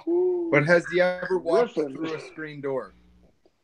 Oh, I'm sure he has. Yeah. Yeah. See, you know, the funny part about that is that happened, of course, happens right before the wedding. During the wedding reception, Richie references the screen door in his wedding speech. And of course, all eyes in the reception hall turn to, because also I should mention the rest of the groom's party are all very clean-cut gentlemen that hold, like, not only have jobs, but have careers. You know, and then there's me that's like 10 years older than the rest of the wedding party. And, you know, like, are you getting a haircut for the wedding? No. Well, I trim my beard. Maybe that's not it. If you have to. Yeah, like, I think I was I didn't even make it to the end of the reception because like 2 days of partying with guys 10, 15 years younger than me at that cottage. And then, you know, wedding rehearsal the next day, and then the wedding itself. It got to be like 10:30 at night. I'm just like, dude, I'm going home to bed. And I crashed for like 12 hours. That was one of the first videos I ever saw you, was you walking through the screen door. I didn't, no, we didn't catch it on video, but I did show it. Yeah, when I was doing the tour of the cottage, I just kind of remember, oh, and there's the screen door I walked through yesterday. As soon as you referenced it, I was like, I like this guy. Yeah. Well, and the guys were all shocked because I'm the least partier of the bunch. You know, I'm the guy that sips on beers all night. You know, doesn't get hammered. And it was only like dinner time. And I just, yeah, the screen door, when I hit it, it hit perfectly and shot about 15 feet across the living room. And literally, the whole party comes to a dead silence because everyone's like, what the hell just happened?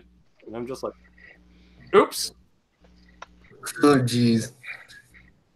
Yeah, and of course, being the musician thing, one of the guys flew up from Nova Scotia, the best man's, which is, a good 1,000 miles away, and he bought a wah pedal off me.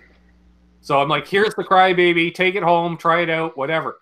Just email me. And he's like, well, I'm a little short on cash. I just flew up here. I'm like, dude, just e-transfer me the money whenever. And then when I took out the screen door, because the Airbnb was in his name, I'm like, you hang on to that wah and the money. If you don't get your deposit back or anything, let me know what I owe you. And then we waited like a month and a half, and all of a sudden he goes, dude, I haven't heard squat from the homeowners. You must have done a good job fixing that door. Here's your money. Awesome. Hey, did you just see Will Varela said his ex-wife hired him to play our own wedding to save money? Nice! What? Oh, that's some cold stuff right there. That's some cold stuff.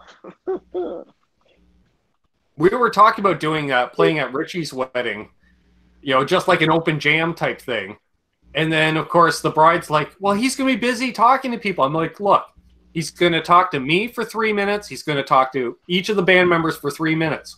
Guess what? He can come up and play a couple of songs with us in that same time frame. So she was down with it. And then we realized with all the hecticness of, setting up the wedding reception, he looked at me the day before. He goes, dude, do you want to haul in a whole back line as well? I'm like, fuck that.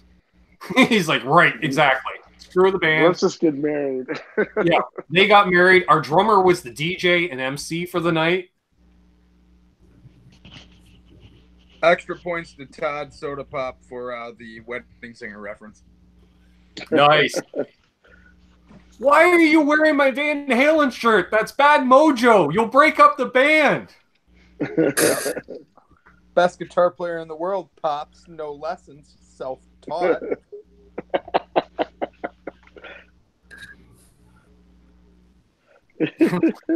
Well, yes, Amanda. Yes, I married her. What a dumbass I was. All right, have a good one, Hugh. Have a great night. We'll probably wrap it up in the next little bit anyways. We're coming up on 3 hours. Ooh, yeah, I gotta head on out. I gotta get ready for a long day. Well, not a long day, an 8-hour day, which is normal for most people. It's a short day for me.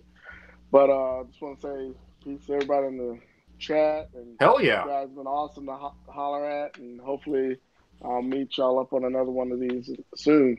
All right, hit me up anytime, brother. All right, yeah, cool. All right, Jamal. All right, take care, everybody. Later, man. See you, Jamal. See you, everybody. And then there was 4.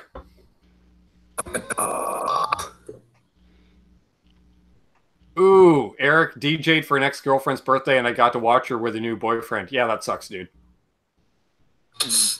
Yeah, I remember Richie was playing in a band. They did a CD release party.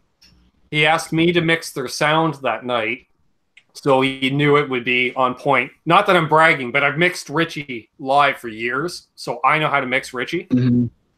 And my ex showed up because prior to when I was still with her, Richie's my best friend, and his fiance was her best friend. So when we split up, she was still kind of friends with him, and I watched her hit on like so many people I knew, and I'm just like, I know your games, darling, And it was, oh no, she's not. I'm like, I know her better than anybody else in the room, folks. Like, come on, My ex-wife got the house, but at least I got her bass. Yes, I won that one. What kind of bass was it? Does it really even matter? Nope. Metalhead hippie. Ever listen to Philip Q, 13-year-old from Denmark? Cool little up-and-comer. And Taj Ferrant. Not familiar. I'll check it out after this. I'm assuming my sister is referring to my ex. Yeah, your sister's probably got some stories, eh? Oh, yeah. Yeah, she did one of these community hangouts too, and she's welcome back anytime. Well, and then we did the hangout together when I gave her the guitar too. She's great. Mm-hmm. And she comes up with some of the best questions. Like sort of like, Mayhem comes up with some great questions. My sister watching, she like, if she sees a lull, she'll jump in with a question and give us like 10, 15 minutes of content.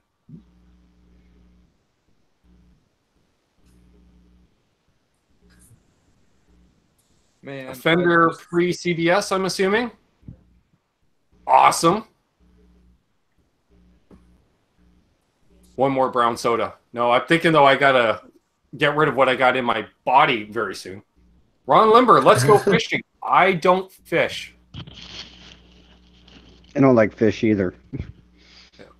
Well, no, I don't like fishing because I grew up with my family owning a seafood restaurant. And there's this area is known for fishing. Like, we have some of the best fishing in Ontario, if not Canada, right in my backyard, type thing. And, it's like Will Varella's last thing he wrote back to your sister. Yes. It was funny because, a buddy would be like, hey, Ben, let's go fishing. And I'm like, dude, I just cut up 200 pounds of cod. I don't want to see a fish. That's a fair statement. Oh, well, geez, I must be getting good at this YouTube thing. I figured we'd end in 8 minutes and I just finished this pint. That's like damn near a photo finish. There you go. Soda pop. I eat fish, but too lazy to catch them. Exactly. That's what the grocery store is for. You know Let's what? go fishing for some guitars. Now that I'm into fishing for guitars. Yes. There we go. I just found out that Canada had Captain America when you guys were, or not Captain America, Captain Planet. Yep. I had no idea. I made a. We also had Captain Canuck. Everyone was gonna miss it, but they got it. I was impressed. Yes, it's funny when mentioned fishing for guitars. So I picked this up at a pawn shop, and the caption is always the same when I pick up a guitar from a pawn shop. Well, I brought this home from the pound. So I always just refer to the pound. That's the pound, yo. Break out another beer. Dude, the turkey's kicking in. I don't think I can go much past 3 hours tonight. I still got to catch the Game of Thrones replay. There we go. And, yeah, give it a couple of weeks. When we do the Cinco de Mayo hangout, I'm planning on killing a 6-pack on air. And I don't drink. There you go. So I'll try. Well, it depends. If I make loaded Coronas, then I'm not drinking a 6-pack. So. What's that loaded Corona? Well, you have to tune in for that. No, actually, I'll tell you. So you take a Corona. One sip will empty the neck out of the bottle, right? Yeah. So you take a sip. You then fill up the neck again with that same amount with vodka. Put your thumb over top. Turn it over once. Turn it back. It'll mix. You don't taste the vodka. You just start drinking. You're fine. You have a couple of Coronas. You're like, oh, I got to get up to pee. No, you're not. It's like we used to do these things called lunch boxes. You pour a whole beer into a cup, pour some orange juice in, and then drop a shot of whiskey in it. You do 2 of those, and you're like, where am I? Yep. But you have to shit can it. You can't sip it. Like you have. Well, I can't do it worse than I think it was my birthday last year. I was drinking moonshine on Johnny Beane's show. How did that turn out? Well, at the end of the show, Dave Nesdall said, I dare you to pick up a guitar and play it. And I'm like, oh, I can do that. No problem. Because the problem with moonshine is, because it's such high alcohol content, it numbs my jaw. So you sound way drunker than you actually are. Like, I'm not saying I was anywhere close to sober, because I was feeling pretty good. And I'm thinking, all right, I played drunk enough. Grab a guitar, think of a song that you know pretty good. And so I played it, and I'd say I played it at about 85%. And I look up, and the guys are all like, I was like, what? And they're like, I can't believe you pulled that off. And I'm like, what can I say? I never used to have to drive to and from gigs. So as a result, I partaked. Nice. Now I'm always lugging gear and driving, so I don't get to do that anymore.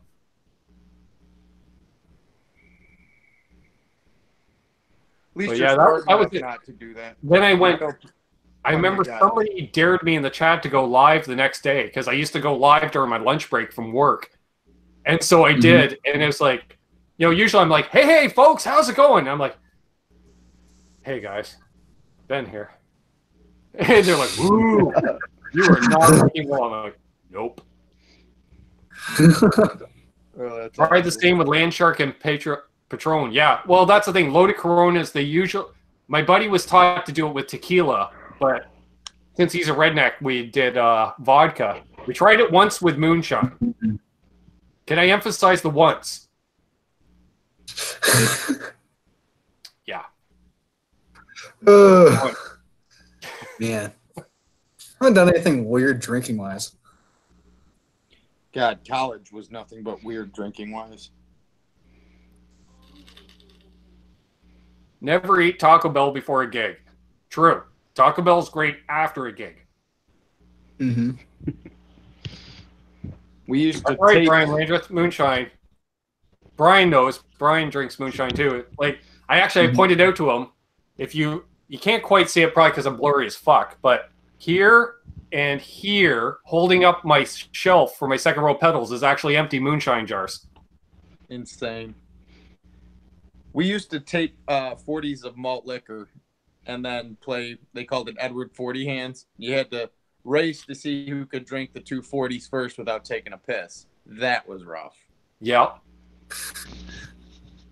Yeah, I could see that. Definitely. And if you puked, you lose. Yep. Yeah, I think, come to think of it, I have some apple pie in the fridge. Maybe I'll bust out some apple pie for the round table in May. That stuff's great. Oh, yeah. Yeah, it was funny because the last time I was down in North Carolina, I bought out the local moonshine supplier. Because it was race weekend. I'm like, how much do you have? And it was funny because my buddy's like, hey, I'm going to go see the man. How much do you want? And I pre-ordered because I basically paid for my vacation by bringing back moonshine. Because, you know, it's one of those things like, you ever seen the Moonshiners TV show? And everyone's like, oh, yeah. Yeah, this stuff is the same stuff because it's from the mountains of North Carolina, which is some of the best moonshine. And to travel back, of course, you know, it's all hidden and stuff. And I remember we're getting to the border, and my cousin looks at me and goes, did you transport back any illegal alcohol? Oh, yeah. He's like, what are you talking about? I'm like, I have 8 pieces of luggage. Each one has a mason jar stashed in it. He's now, like, do they check that type of shit, or do they just take your word for it? Fortunately, they take my word for it. But that was the funny part, too, is because a lot of it comes in, like, 1-gallon water jugs. You know, just those plastic jugs, right? And we had 1 jug left on the Monday morning. We're all breaking down camp. And there's, like, an inch worth. So a good pint of moonshine left. So I walk up to my buddy. And I said, here, you got to take this home. He goes, dude, I live in New York State. That's transporting it across state line. I went, international border trumps state line. He went, yeah, good point. So, yeah, so I transported it across 1 state, 2, 3, 4 or 5 state lines in an international border. But what I could pick up down there for $20 American, and, you know, and our exchange rate is about 20%, I was selling for $60 to $80 Canadian. Oh, wow, yeah. Because it was beyond premium. Because, like I said, I'd say, you've seen the Moonshiner show? Yeah. Take a sip of this. And believe me, the moonshine around here is nothing like it. And, like, I've had the local stuff because I'll be at a festival and somebody will have moonshine. Every single time, somebody that I haven't seen in a year will come find me. Here, you're the moonshine expert. And so the guy, I'll walk up. Heard you have some, as we refer to it as mountain Kool-Aid. And he's like, yeah. I'm like, oh, yeah. So he hands me a mason jar. I'm like, do you have the lid? And he looks at me kind of weird. So he's like, okay, hands me a lid. So I screw the lid on, shake the jar, read the bubbles. I was like, oh. I'm like, dude, this is only like 25% alcohol. And he's like, how can you tell? I'm like, dude, I just read the bubbles. He's awesome. Like, really? I'm like, dude, the guy who got me into moonshine is a 75-year-old that was born and raised in North Carolina. He taught me how to read moonshine. Like, I can tell you a proof within 10%. Easy. And then I'm just like, this is okay. Yeah, that can go on the resume. Yeah. Moonshine reader. But the funny part is, like you mentioned at the border, we've been lucky for the fact that I can't believe that when they scan my passport, they don't automatically say, pull over here. We're going to search the vehicle, because to get a Canadian passport, you have to put 5 years of work history on your passport. And so the last time I renewed my passport, I had only been working at this particular job for a year and a half. So I'm like, well, shit. I was a full-time musician before that. So occupation says, company, 1 day to live. Occupation, guitar picker. I didn't even put guitar player or musician. I put guitar picker. Sent in my passport application, and they fucking accepted it. Oh my god. See, you guys have way stricter passport rules, and I was like, you can go to a goddamn Walgreens, have your picture taken, and send in for your fill out the paperwork and send in for your passport and have it in like 2 weeks. Yeah, it's the same here. About 2 weeks. I just go to Walmart to get my passport photo done. There's no occupation or how long you've worked anywhere. It used to be where you had to have 2 signatures from like a notary of republic or like a minister or a judge or something. It used to be more strict. They relaxed it a bit. But especially entering the U.S., the look on your guys' border agents' faces, because they scan the passport and you see that slight smirk at the corner of their mouth every time, because you know what's coming up. Long hair, hippie guy, guitar picker. Like when I was flying out of Pearson, the guy's like, where are you going? I was like, California. Whereabouts? Orange County. They want to know the exact address where you're staying. I don't fucking know JJ's address. I've heard that the Canadian border is a hell of a lot more strict than ours. No, it's way easier to get into Canada than the U.S. Oh. Way easier. Yeah. The funny part, in that guy, he's like, what town? And I'm like, I don't know, it's got a Spanish name. I'm like, I don't know, I'm going to NAMM. And he just starts laughing, and hands me the passport. He goes, have fun. Because I realized, probably every flight headed to California out of Toronto that day, because it's the biggest airport in Canada.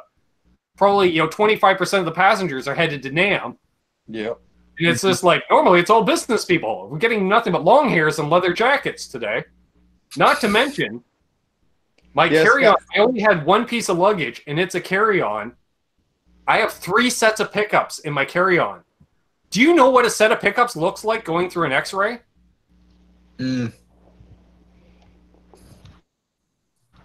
Think of some bobbins, a whole bunch of winding with some leads coming off of them. Oh, yep. Bombs, yeah. Yeah. I've got 3 sets of P90s in my carry-on. Goes through. The one issue they had was my backup vape mod. What's this? I'm like, I'm looking at the picture on the screen because we can both see it. I'm like, you don't have an issue with this? They're like, they're like, oh. I'm like, yeah, oh. I'm like, they're guitar pickups. Okay, carry on. Scott Connor just said what you said. He said the U.S. Border Patrol is way more strict. Yeah. You might have to remember that.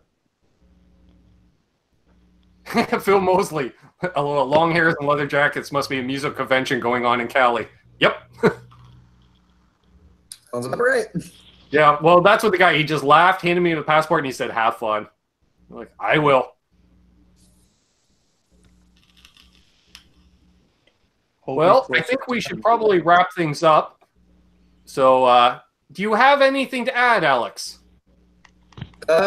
Not really. Just thank you for really having me. This has actually been really wonderful, and I very much appreciate it.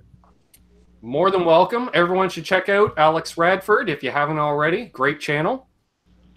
Aaron, anything to add, good sir? Nah, it's a blacksmith. It's funny as hell. You've got the best community going on here, and some of these people, no joke, like Will Varela might be the best person I've ever seen in a chat. Yeah, Will's great. Will's great. Awesome. Rob, anything to add, good sir, before we sign off? Yeah, thanks for having me in, bro. I appreciate it. Keep rocking. Of course. And to everybody in the chat and on the panel here. Awesome. Well, I want to definitely thank the 3 of you for joining us, joining in tonight. We'll thank Jamal as well. Absolute Mayhem popped in for a few. I want to thank each and every one of you in the chat. You're awesome. If you're new, again, please subscribe. Definitely leave a thumbs up. Doesn't cost you anything. We appreciate it. It does help with the analytics. If you're watching on replay, please leave a comment down below. Let me know if you liked it or not. And until, well, right, I got the Canucks show on Mondays now. Until tomorrow night, and Aveda as well tomorrow. That's right, Aaron, Game of Thrones. Damn right. And as I try to always say, but sometimes don't, especially on these longer hangouts where I've been imbibing, hold those doors open. Let that guy in ahead of you in traffic. Do good things, and good things will happen to you because karma's real. I'm living the dream. I think these guys are living the dream. And be good to each other, folks. It's a great community. Let's keep it growing. Cheers. Rock on. Away.